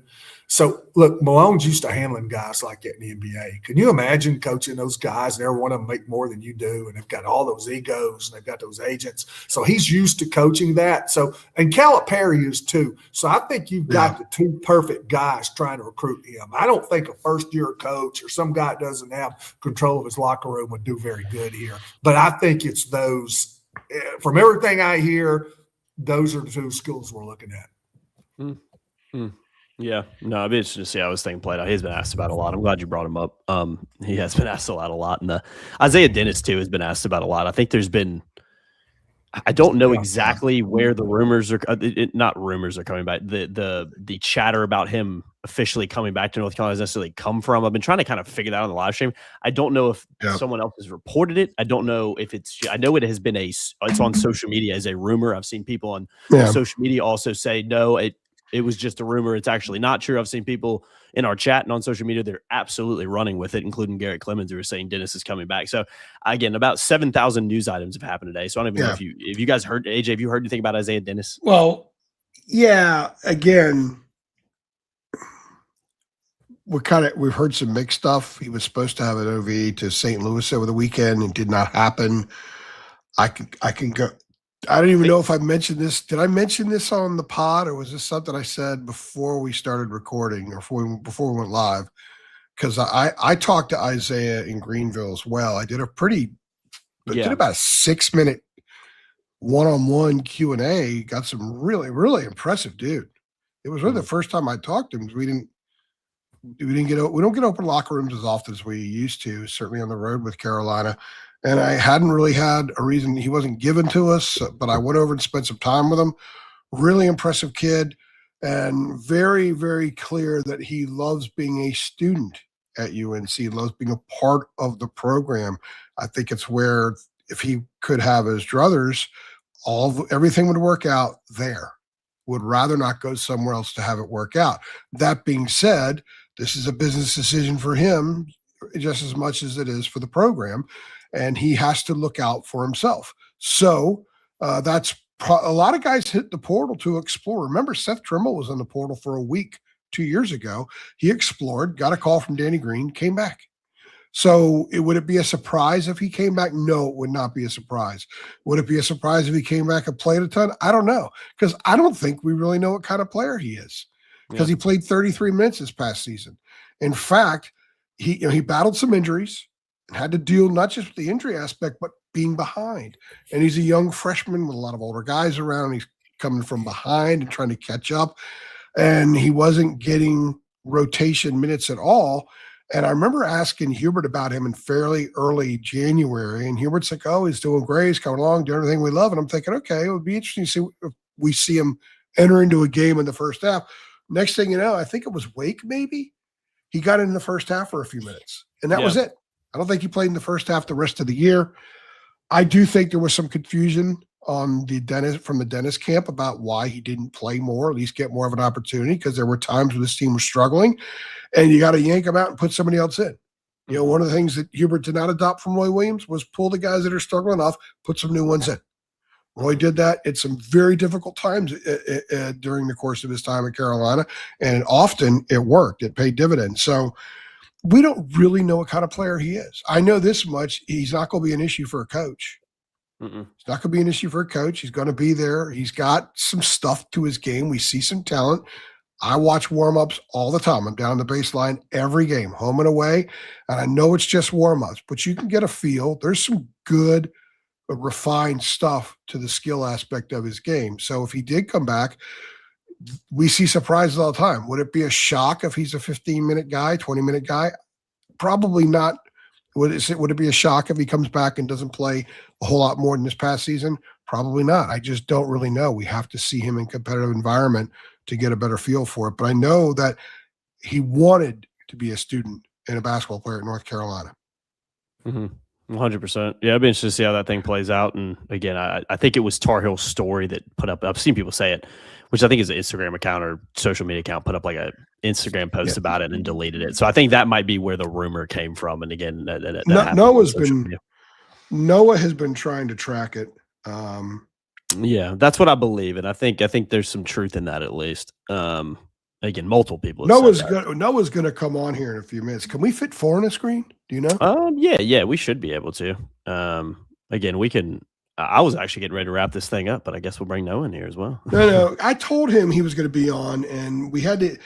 That was before like 3 other breaking stories, right? Yeah, no, I got about 8 videos I got to clip up. That's I know. we had a lot of stuff we got to clip up for this Hey, one. So let me, if we can, because I don't know where it gets cut off or where it doesn't, because we've had some questions, but in the portal, and I want to bring these guys up to date. So, Carter Knox. Okay, so Carter Knox, when I talked to his dad, the last time I talked to him, his quote was, "North Carolina is pushing hard." And that was before Chuck Martin was made official to North Carolina. So if you remember, Chuck Martin was assistant coach with him at Arkansas. And it was thought that when Martin was being rumored, the first thing I thought of when Martin was being rumored to Arkansas, I went, when Carter Knox, North Carolina is going to get Carter Knox. So I know they've been pushing, they've been on him hard. His dad, I've not been able to talk to him the last few days. So they've gotten quiet, which tells me there's negotiations going on. That's generally what happens in these type of situations. They don't want to say anything out of school. They really don't want to get too much into that. So he's a guy that, yes, I would watch closely. David, I have a question. I have a question about Carter Knox for you. Yeah. Is he a guy that maybe doesn't have to visit to commit because of the relationship with Chuck Martin, because of the trust factor, or do you think he would still have to come and visit? That may be the case. I know this. When he originally committed to Kentucky, John Calipari was still there. You got to remember, John Calipari coached his brother that got drafted by the Knicks. So I remember his dad telling me, we don't have to take an official. And even though an official's different to being up on campus, because you're going to get that individual attention. You're going to get taken on the tours. You're going to speak to the strength and conditioning coach. You're going to meet the academic tutors. You're going to get all that. And he said, look, we've been to so many games up there. He said, we don't need to take it. And it was still been a great experience. So it kind of tells me that may not be the end all for him. So, yeah, that very well may be the case. We haven't heard anything. His recruitment the last few days has been one of the more quieter ones, but you got to understand this. They've been through it. His dad's great. I talked to his dad the day after Calipari left and he decommitted. We talked for an hour. And, you know, he's really enlightening, but they've been through this. His brother played for the Knicks. His dad played for Bobby Bowden at Florida State, playing in the NFL. So this is old hat. You know, even though it's a transfer, you know, I've gone through it once. They went from Kentucky, went to Arkansas. Chuck Martin went from Kentucky to Arkansas too. So they've been through this. So just kind of keep an eye. But like I said, it's quiet, but I don't expect it to stay that way for long. There's also been a question about Aiden Sherrill, a couple questions about Aiden Sherrill. I've not heard a whole lot of smoke around North Carolina. He's on an official visit to Indiana today. So I think they're kind of feeling good up that way. But I just not heard a whole lot around North Carolina. And finally, Jalen Indiana just picked up Harris from Duke today, by the way. I'm sorry. Indiana picked up Harris from Duke today. All that. Okay. So Jalen Harrelson, the freshman from Notre Dame, who had a really good year. So his 3 finalists are North Carolina, Ohio State, and Tennessee. So that's what we know right now. They are in that group. Of the 3, so let's see, does he set up official visits? Does he go ahead and make an announcement? And I think you have to ask the same question you ask about Knox. Is he one of the guys that's going to take these 3 visits? Does he go each one? And I know that there's people from all 3 places that cover recruiting. They're trying to work on it, and they're trying to turn over every rock. So those are the guys right now. But I would say of those 3 that I mentioned, because I want to give you something here. I want to. We appreciate everybody that's listening, and I don't want you to walk away empty-handed. I would say, Sherrill, with Knox, and with, was there any other ones that I mentioned right there? There was Harrelson. Harrelson and Knox, I would say that, and Cheryl, I would say that Knox would probably be the one right now I'd watch the most closely. Yeah. Gotcha. Yeah. No, yeah, it'll be interesting. It's a lot of activity out there, man. A lot of activity out Want to there. bring Noah in? I was actually just texting Noah. I think he And let me say this: if they do on get one second. Knox, I hear somebody say, bench players. In Knox, Louisville. There's a question in there about Louisville. I think that they're talking about the visit to there too. I've heard that. But the question is, bench players. I think Knox, and that may be a thing. Is there anywhere that says, yeah, you're going to get a starting time, you're going to get this roller, you're going to get this much time? Because I think Knox is, and I've said this, I think he's probably a role player for North Carolina, but I think he's an upgrade in role players from what they've had, if that makes sense. So 100%. you bring in a 6th, 7th man, there's a difference. Not all 6 men are created equal. No doubt. Sorry, I Sure. was texting Noah down here. Sorry if I'm looking at my phone for the last 10 minutes. We're gonna bring Noah in here in a second. Take some questions and then we'll wrap this thing up. We'll bring Noah in here right now. I've actually never done 4 in a live stream, so we'll see if it works. Yeah, it did work. Beautiful.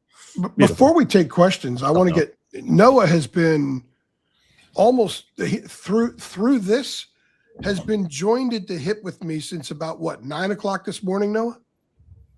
Yeah. I bet he and I have interacted. We've interacted a minimum of 100 times today.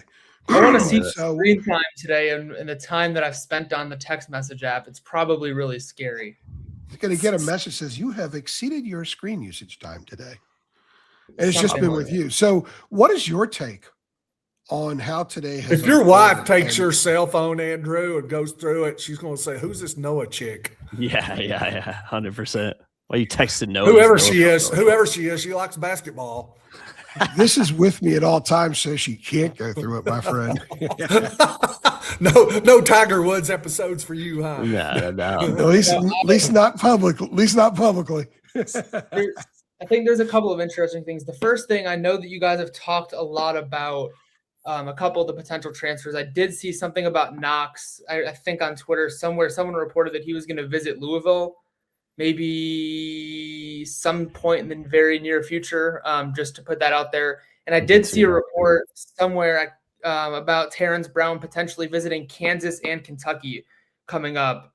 Just some things that I had seen that I figured I'd throw out there. But in terms of what they've already done, what a day, first of all. But second of all, I think it's clear that Michael Malone, and I think this the quote that really stands out to me about his entire introductory press conference was the fact that he said, well, I didn't come here to be second. I came here to win, and I came here to win at a high level. And I think all these moves that you're seeing, the visits, and even there was a video of Terrence Brown, I think on his story, where Michael Malone was wearing his chains or something like that. Like, this guy is totally in it to win. And I think that's the most important thing. And that's what's the most telling about some of these moves already, and the way that they're going after Juke, the way that they're hosting Terrence Brown and trying to get him to Carolina. I think there's a lot of moving parts, but I think it's all showing you the fact that he's totally in it to win. And this is a guy that is desperate to win at the highest level. Yeah. Let me say one thing here about Brown that was mentioned. I want to do it while I'm thinking about it. The Kentucky thing, the last contact with a person that I had before we went on this live stream, he covers Kentucky basketball, and that was the name that one of the things we mentioned. And he didn't sound to me like he thinks that's going to happen. No, that doesn't mean that it won't, but it just seems to me like they've got their eggs in a lot of other baskets besides him. So it's maybe totally wrong there, but that's just basically the way it came across. Yeah, no, I that's a good one too. I'm sorry, I was looking at the live chat over here to see if there's any questions coming in right now. A lot of people have asked, I don't think you guys have talked about it. I've been obviously talking to people and trying to figure things out in terms of who's coming back, who's staying, who they're going to get, whatever. But have we talked a lot about Henry and his? No. Not that That would be good. We need to go there. Yeah. Mm-hmm. Yeah, not that there's necessarily a real update of what's coming, but just sort of what we understand and what would make the most sense. So if we want to toss that around, I think that's probably something that hasn't been talked about. Let me say that I've done really kind of poured into this one on him, and I think we've all discussed it here at one time or another, but I watch these mock drafts, especially ESPN's. I watch them as it comes out like religiously. And I don't know the necessarily reason why Henry's fallen the way he has, but I think he was as high as like 26 at one time during the season, right around there. He was. Then he went to 30. Then he went to 36. Then he went to 44. So it's been a pretty consistent fall. I don't know the reason, honestly, why he's fallen that far and that consistently, but I do know this. So at number 44 last year, the 44th pick in the draft did a 2-year deal. A 1-year two-way deal. I'm sorry, 1-year two-way deal. That was like maybe $650,000-$700,000, right around that range. It was less than $1 million. Yeah.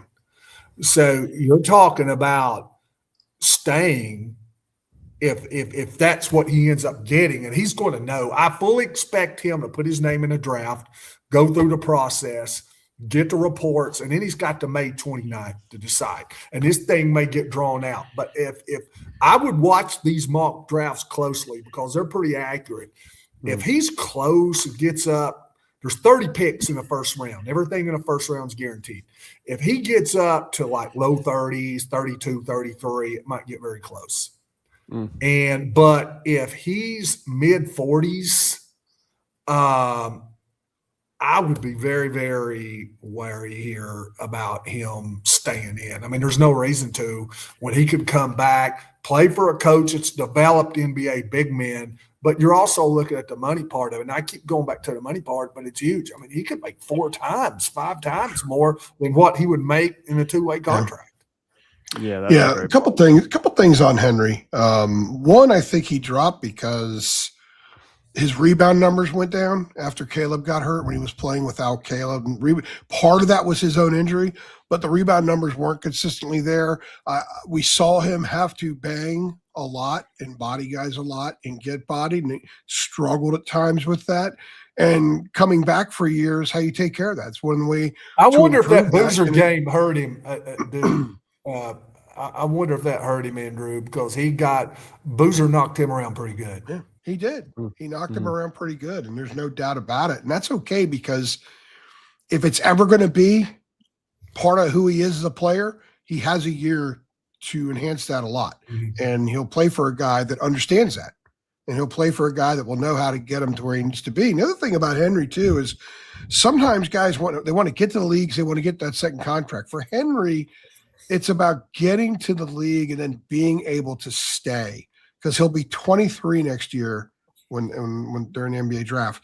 An organization is not going to want to invest too much time in G League and everything else with a guy they don't think can be that much in the league, will give them that much if he's that age, generally speaking. So if he improves to the point where G League's not even an option, he'll be on a roster. That changes a whole lot for him, not from a basketball standpoint, from a financial standpoint, and then he can get to that second contract, which is where most guys make the best money. I've got a buddy of mine that speaks to the agent a lot, and he has said back in the season when he asked him about Henry, he said, "Oh, Henry's going pro." And, that was kind of thought process. And the thing, too, was that, and this was before the drop, but the thing was he's going to get married here soon. I think we've mentioned that, Andrew. He's going to get married, and he's going to kind of get on with his life. But I guess one thing I'll look at, too, when your wife gets a hold of the expense account, credit card, man, $3.5 million goes a lot longer than $600,000. So, he may need to come back for marital reasons. Well, for business standpoint, you mentioned a few minutes ago, from a business standpoint, he has no idea when his highest earning power will be in life. It might be right now. And I think for a lot of these guys, we see a lot of movement with players that probably don't have the NBA in their future. So they're maximizing now. Now is their peak interest or peak earning potential in their lives. So they're taking advantage of it. For a guy like Henry, he may make more money coming back next year than he'll ever make in a single year the rest of his life. And there's nothing wrong with that, because a whole hell of a lot more money all of us make combined for the next decade. And so more power to him. Plus he gets to, I think, and here's the other thing that we don't really talk about too much, but there are certain programs that are platforms that enable kids to more easily get true NIL money. Remember what NIL was supposed to be? Remember when the clock struck midnight and there's Iowa basketball players selling T-shirts for $15 because that was NIL? If you play at North Carolina and you come back and you're a Henry Vessar and everybody knows how good you are, and they will fall in love with him 10 times over if he says he's coming back. The earning power outside of the revenue share and what the Jeff Goodman's call washed money will be significant. We saw what RJ and Armando could earn through true NIL when they were at Carolina. So you pay Henry an X amount, he may get $1 million outside with regular NIL deals in addition to what he gets paid by Carolina. So whatever that number is, let's say for the sake of discussion, it's $3 million. If he adds another $1 million, that's $4 million, man. That's pretty hard to turn down unless you're a top 10 pick. Yeah, a lot of cheddar, guys. Absolutely a lot of cheddar. And there's a good comment here too that the 2026 draft is absolutely loaded, and it is. It's the best draft in years. So, I mean, you've got the guy. You may have a guy here that's 7 or 8, and this draft could be 1 or 2 next year. So you get that. I mean, if you eliminate some of those, and you could work your way into that first round. Now, normally they don't do that when they're older. You hardly ever see guys up in their 20s that advance, but who knows? It may be totally different this year because this draft is so top heavy at the top. Mm-hmm. Mm-hmm. One guy we didn't talk about today, I think he's the only real bit of news, didn't happen today, but that we haven't really hit on was Jaden Young, a guy that is, and now, a couple of days ago came out that he is, withdrawing his name for the portal, is coming back to the program. David, I know you had an interview with him that came out on our Ontario 24/7 yesterday, I believe, around noon, which you can see on our website if you have a VIP subscription. But no, I'll start with you. But what do you make of Jaden Young coming back? Because I think when you consider he's grew up a massive Carolina fan, always wanted to play for the program, transferred in from Virginia Tech. I was a little bit surprised to see him enter the portal unless he just wasn't wanted in Chapel Hill. Obviously, that hasn't been the case. But were you at all surprised when he was kind of the first name that announced he was returning to Chapel Hill? No, not surprised. I don't know what his future in basketball is beyond his collegiate years. I'm not sure whether it's overseas or something else. I don't really know. However, this is a kid that grew up a Carolina fan, right? And so I think that was the ultimate factor there. Is as long as he has a role, if he has a spot on the roster and a chance to play, I always kind of figured that he would be back at Carolina, because for him, this was a dream. And David wrote I think it was a little bit in David's piece. I know I had talked to Jaden's dad before the season and wrote this story when he had first transferred in from Virginia Tech. It's a dream of his just to put on the uniform, to run out of the tunnel. It was a dream of his before this past season.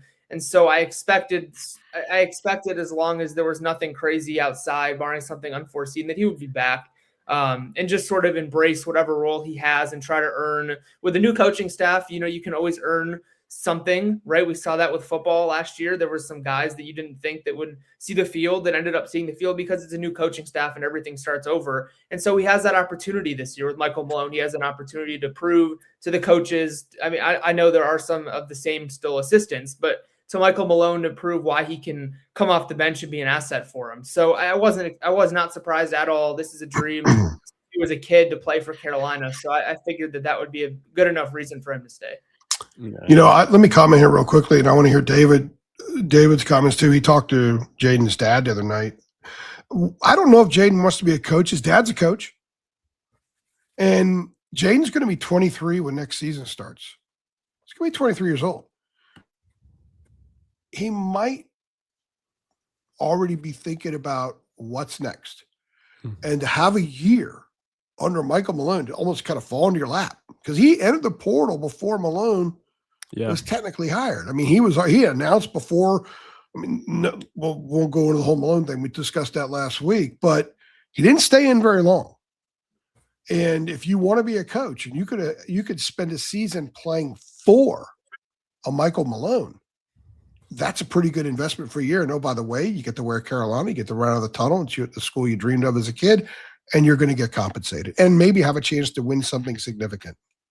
Yeah, doesn't sound like a bad role to me. David, what was his interview? Anything that stood out from, talking to his father? Again, you can see that on our website. 2 things stood out. Number one, and I asked specifically for a reason, because he's more of a throwback. So, you go back and you think, okay, and this was my thought process, and I asked it this way. The University of North Carolina can do a lot for an individual from that state if you graduate from there. Yeah. I mean, they can set you for life. So, So, basketball. yes. So how important was it to get that degree from North Carolina State? You hardly ever hear that anymore. Well, I'm going because of the degree. If somebody says that, you kind of laugh. This is a real deal. So, and they said it was huge. His dad told me we had 3 goals ever since he was little. Number one, he said, go to North Carolina, go to class, graduate, and play basketball at the University of North Carolina. So that was huge to him. And the other thing is too, and I'm not going to go too deep into it. Andrew knows. He had an interview about this. Yeah. There were some players who were very frustrated because they felt like maybe that they would have meetings and keep doing the right thing, keep doing it here, and you're going to get playing time and you're going to get more playing, all this, and it wouldn't happen. And they really, really got down about it. It really was hurtful to them and devastating, really. Yeah. And one thing he said, he didn't promise us anything, talking about Malone. He came in and all he said was, we're not promising anybody anything. He said, but you're going to have the opportunity to work hard and earn it. Everybody's going to have the opportunity to earn it. And he said, that's the big deal to us. He said, because he's not going to run from it. He wants that opportunity, So I think that was the thing. There were no promises. There was no promise of more time. I don't even know if NIL money came into it. It was a new chance for him, but I also think graduating as a person from just down the road, graduating from North Carolina is a very big deal to him. I was going to put that up there too. Yeah, that is awesome. That is the comment of the night right there. Yeah, that's fantastic. That's fantastic. He probably had no. My wife has done neither of those. I promise you. Mine has probably been binging on The Midwife on Netflix. Yeah, or yeah, she and Ellie. Like, you ever heard of that thing on that dude that cart narcs? The guy that goes after people for not putting their shopping cart away. She and my daughter are probably watching that guy right now. That's my wife doesn't cook, so you know how you go get Christmas presents and you want to hide them places where your wife's not going to find them before Christmas in the spot. So I hide mine in the oven. Oh, that's fantastic. David's job. Where the pots and pans are. The pots and pans. That's where I store all my cash, in a tin where the pots and pans are. The bottom of the sink. Clue. 100%. What's this? Only one handle? Why not 2 handles? 100%. That's fantastic, guys. My wife's been coming through lately. I will give her that. She's been coming clutch. through lately. I can't dog her entirely. Clutch. She's going to Jacksonville Beach with me, and there are rules that have already been laid down, so they must be followed. 100%. Yeah, that's Jacksonville Beach can't come soon enough, man. It really 24 really days, and I'm counting the minutes, man. Every bit of that. It's gonna feel like every bit of 3 weeks and some change. I'll tell you that. Lynch's Irish Pub on May 8th. If you're there, come say hello. And there's a question here. And look, I love when some people say it. And look, we're big boys, so if something comes across as questions on something or criticism, that's fine. But somebody said here, and y'all thought Kay Tyson was maybe the second coming or whatever. Look, Kay Tyson, if you look at what he's done after he left North Carolina, he acquitted himself very good.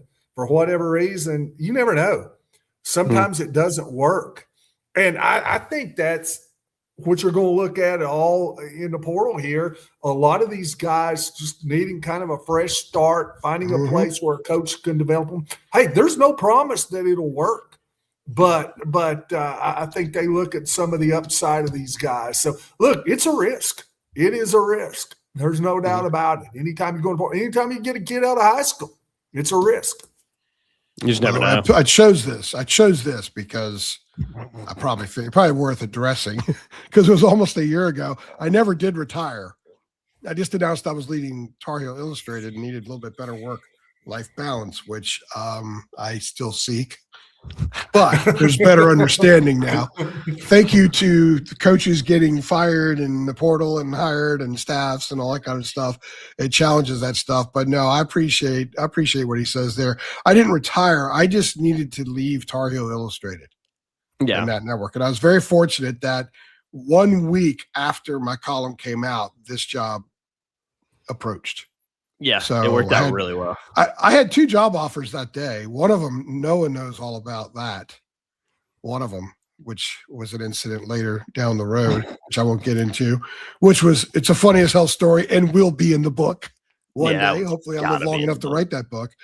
But no, I needed a little bit more work-life balance. And the cool thing is I actually had July off last year and I wrote my book about my high school, where I grew up, the community. I grew up right on George Washington's plantation, believe it or not. River Farm. Yeah. So I wrote about that. I've been working on it for a while, and I just sat down in 13 days, wrote 17 chapters. It'd been there near the fingertips, but it was ready to come out. So everything worked out great. I love being at 24/7. I love the expanded role that Jacob has, that David has. I love the fact we brought Noah in. I believe we're going to grow even more because we've done exceptionally well. We have way exceeded expectations. So I am as invigorated as I've ever been in my career. And the fact that I'm still on here doing a live stream 2 hours and something minutes into it, or almost 2 hours into it, is probably the evidence of that. But I do appreciate that comment. So that sets a record straight. I didn't retire. I just need to step away, find a little bit more life balance, and this came along. And it has provided me a little bit more life balance, except not since VCU came back from a 19-point deficit. Then my life changed. That changed things dramatically, to say the least. But yeah, no, it's been a big shout out. So we've still got about 1,600 people on here. I think at our peak we've had about over 1,800. So big thank you to everybody that's been around. Absolutely. Here. I'm cool going a little bit longer. I mean, Jacob, if you want to hop off or whatever, I'm cool going a little bit longer since these people are taking their time to watch us. A lot of wonderful Carolina fans, and I'm okay sticking on here for a while.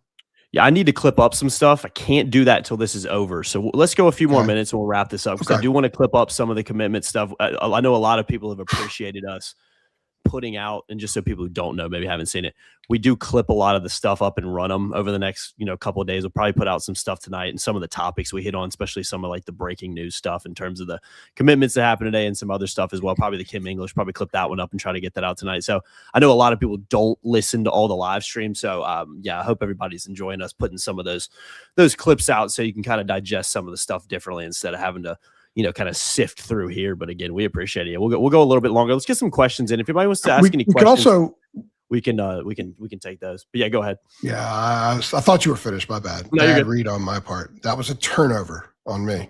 My bad. We're gonna do more live streams. It's not like we're not gonna do any. We could do more this week. So depending on how things go and whatnot. Yeah, I think safe to say there'll be plenty of stuff coming out this week. I'm looking at the comments. Hopefully soon. Yeah, for sure. Someone says sign Noah on full time. That's actually been a common misconception since I joined. It's actually I am full time. So I guess we can. No, yeah. Noah's full time. Full time and then some. I would and say. Adams also football recruiting. She's full time. This is a much bigger, stronger, better organized, better supported operation than before, and we're growing. We have significantly exceeded expectations, so I'm looking forward to what's down the road for us.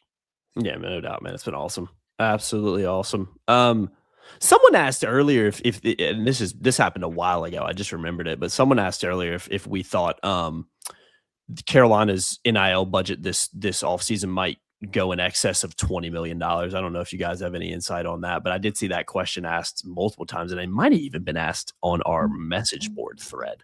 And I forgot to bring it up earlier. Yeah. Andrew had heard, and you got to understand, man, when Andrew's talking to people in North Carolina, man, he is talking to the people.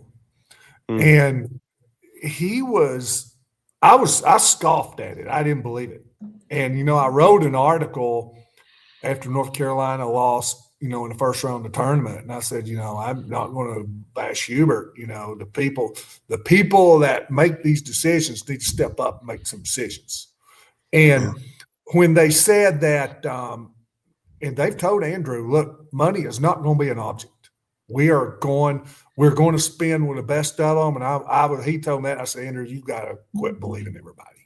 So I've said this. When they gave Malone the contract that they gave him, a lot of people said that was too much, not me. I was impressed by it because it told me they're going to spend. It's a statement. So, yes. So I think that just told me that they're going to make the investment. You know, I think from the numbers that I've got at the portal, and their portal numbers were 14, or not portal, their NIL numbers, I still 14 million. Yeah. So this year they're going to run right at 7 in revenue share. And now then you have all the contractual stuff that you get into. So, you know, if you take that into account, you say, okay, now they didn't have a buyout they had to pay. That was huge. That's 11 million, 10 million right there. You don't have to worry about. So let's say they did the same thing and you put 14 million in like they did last year on top of 7 million revenue share, you're talking about 21 million. I think that's where they're kind of getting the numbers at.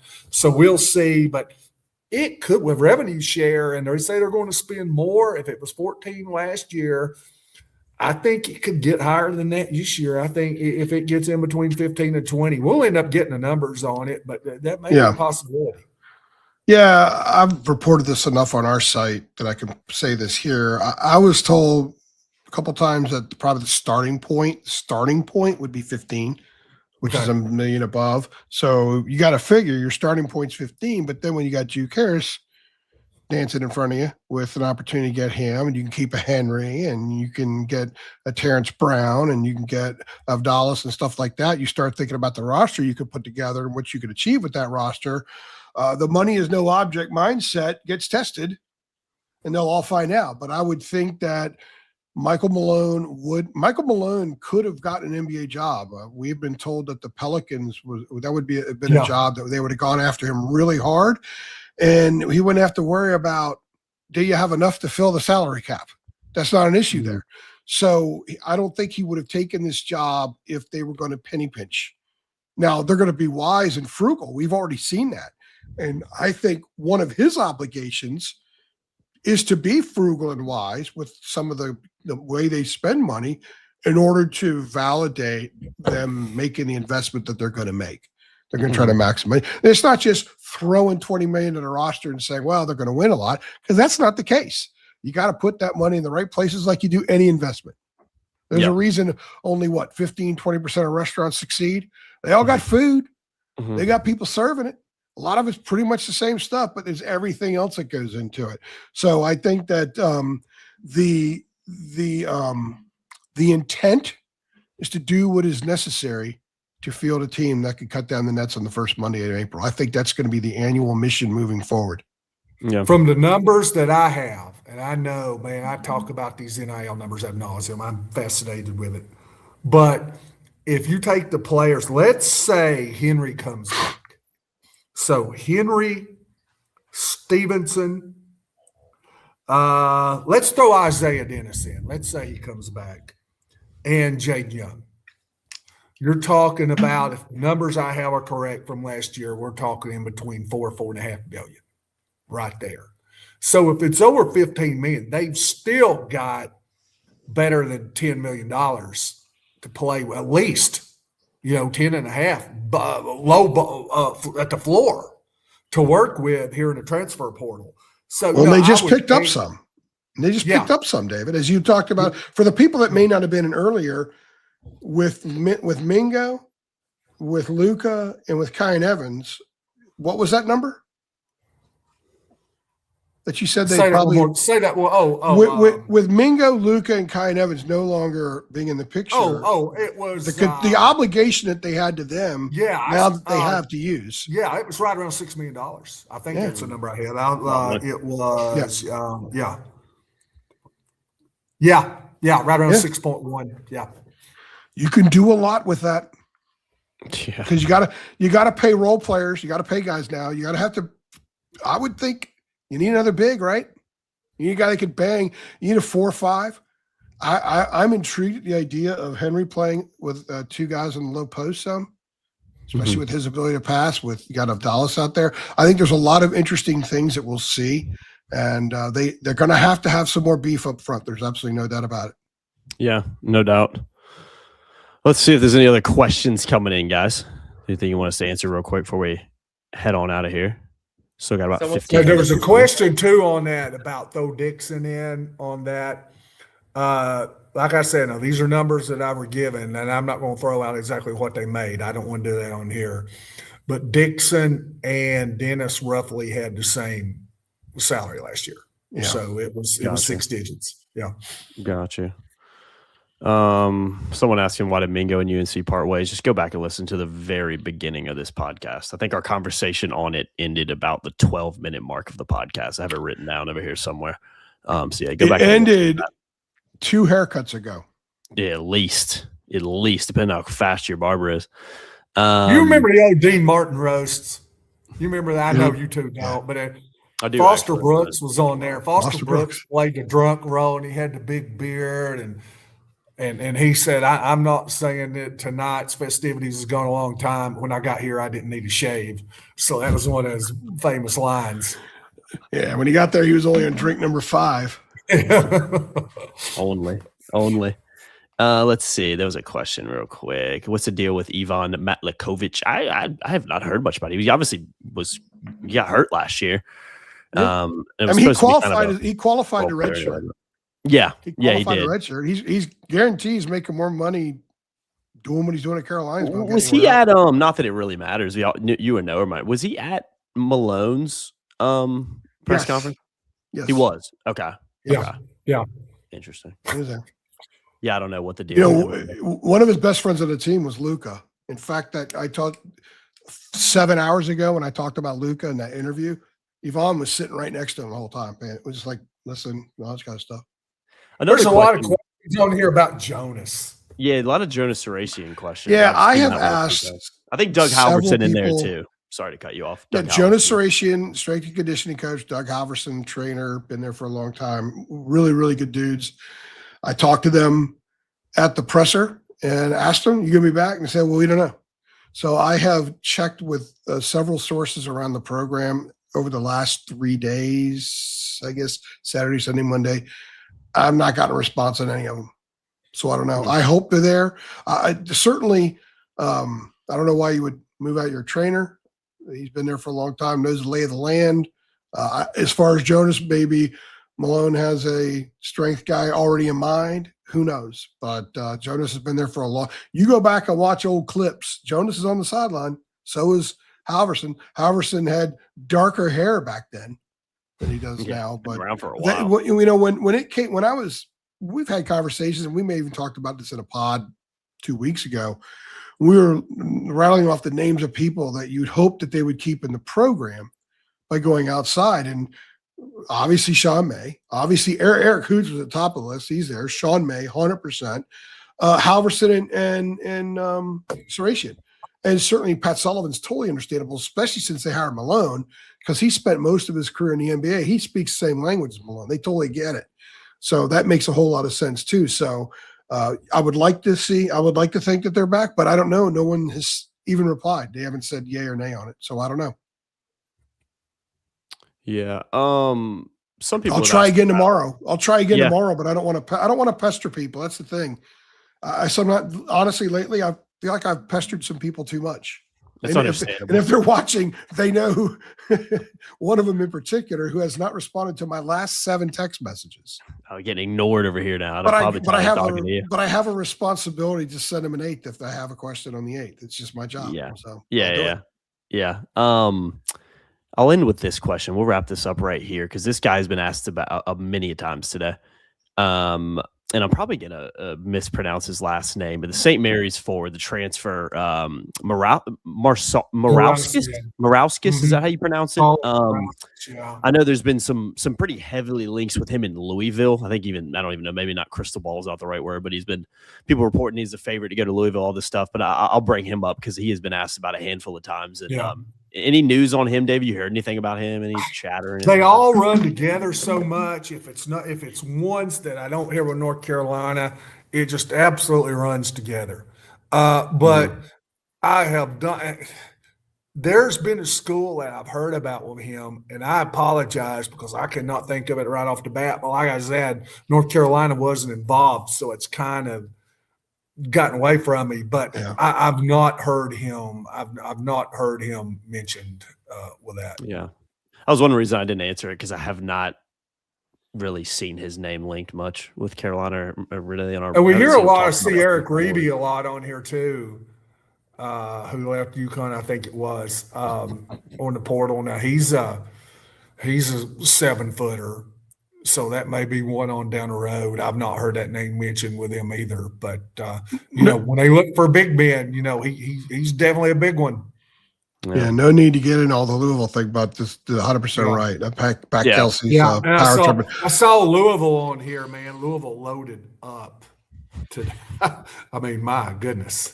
So they've loaded up the portal. So they've got the money to spend up there. They're going to spend it. So I really see that you're doing it now. You've got certain programs in the ACC, and I think this has been a deal. I think there's been a brand problem in the ACC on all sports.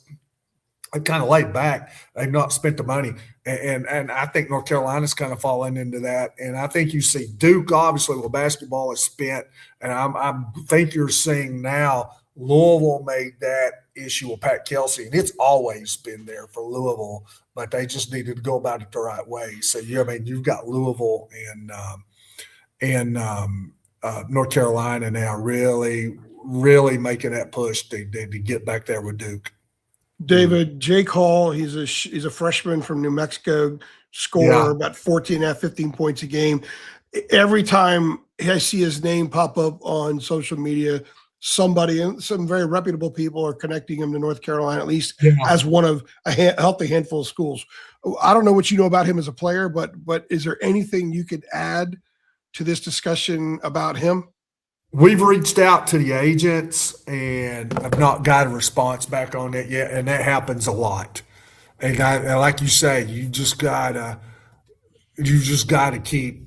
It's like a guy told me one time about asking a girl for a date. He said, "You can't make them love you. You just keep bothering them until they give in." So that's kind of what we're doing here with these agents, man. You're just making them say no almost, and just texting them and calling them over and over and over and over. But that's kind of where we're at. So I'm hoping to hear some things here, but we've definitely been asking about it. Yeah, Absolutely. We've reached a point in the episode where we have a alpaca chicken toss during the games. One of the media, That's not the first comment I've seen on one of our live stream. Maybe it's the same person about the halftime show. There was another one some people didn't like. The putter. I think the putter one's pretty electric. We have to putt from one end of the court to the other. I actually like that one. So I disagree with that take, whoever had that one multiple episodes ago. But yeah, the alpaca one, I don't remember as much, really. What is the alpaca one? It's all I know is. Oh yeah, they talk about a chicken being thrown around. Yeah, you got to get it close. Thrown around. What am I doing? You guys have sat next to me. What am I doing during the timeouts? Typing up, yeah. No, hanging out the stats, man. Yeah. I try to pay attention to who's winning some of these events, though, and you have to throw the chicken closest to the center court, and whoever gets it closest wins again. Oh yeah, I remember. Is it a live chicken? No, unfortunately not. It's like a squeaking chicken. See, that's where they need a live chicken. I always thought the best idea. I've heard somebody say to turn livestock loose on the track at NASCAR after every lap. Turn a deer loose or turn a cow loose on the track. That would be electric. You do know that there's a very good chance you could get heart disease going to a Carolina basketball game because they throw hot dogs into the crowd. You can get one of those. Mm-hmm. You can get a what's that cookie called? A crumble cookie. Crumble cookie. If somebody from their team misses 2 free throws in the second half, and if the Tar Heels score 100 points, you get a freaking biscuit. You can hit heart disease at one Carolina basketball game. I was like heaven to me. That's a lineup right there. They can get not a lot of biscuits. Somebody too has asked about That's point day guard. after food. Yeah. And I've seen a couple mentions on it about point guard moving forward. So obviously there's some roles here. Let me say this. It's extremely early in this deal. And I promise you, they have reached out to guys that nobody knows about. And the thing is, the coaches do not want people to know who they're reaching out to. They don't leak it because the thing is they don't want these other schools knowing who they're after. So some agents will, some won't. And when it gets out there, it's basically because this agent decides that they want to do that. Let's see, team closed. Anyway, daughter was on the scene. Anyway, that's pretty good. So, I did. There was a typo in my column. Yeah, yeah, they're 100%. So anyway, they're after guys. And I promise you this: they'll be you'll hear names come up, but then they're going to. You got to have a true point guard, and they'll be after. They're not going to look up and they've got 8 combo guards out there. You got to have a true point guard. Yeah. It is still early. Absolutely do. You're very early. Yeah. Keep that in mind too. It is very early. Well, we were on alert tonight, and we'll be on alert tomorrow, and we will be on alert. Just for the next I timed the walk perfectly today. Yeah. I got in. It's funny. I sent Noah a text, said, this is how crazy things are. I have to let him know I'm going to go shower. It'll be 10 minutes. So he makes sure he's keeping an eye on stuff, right? And an hour, 45 minutes later, okay, I'm about to shower. Half hour later, okay, I'm going in the shower now. I sat here in my walking clothes in my office, right where I'm sitting right now, for like almost 2.5 hours before I finally had time to go shower. So tomorrow will be one of those days as well, I'm sure. Yeah. No one knows too much about AJ's daily task, probably. I've already heard more than I want. You know why? Because I think Noah is highly amused at the bizarre drumbeat of my daily life. 100%. Yeah, Thomas, look at the smile on his face. Look at the smile on his face. You know he is. He knows. It's going to be in his book. That's right. Yeah, that's gonna be a book. There's been a couple of questions on here about Thomas Dowd, who was the power forward in our initial notes, and it was one of the first guys that they've reached out to at North Carolina. But I think that was just initial conversation, and there's not been any more there. I'll tell you another one on the board that was very similar was Bryce Lindsey, who was at Villanova to guard last year. And I talked to the agent there, and North Carolina initially reached out, but they didn't hear any more from them. A lot of that goes on. Providence did have a kid. Some people thought that he might be linked to Carolina because of Kim English, but I can't remember his name. David, you know what I'm talking about, because I asked you about him the other day.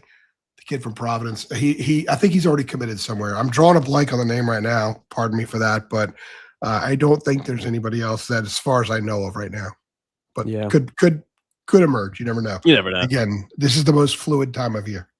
Yeah, you never know. It literally just announced the hire earlier too. All right, guys. I think we can wrap this thing up here. We've gone a record 2 hours and 15 minutes. Yep, there you go. That's what I'm talking about. I think he committed somewhere. Correct me if I'm wrong.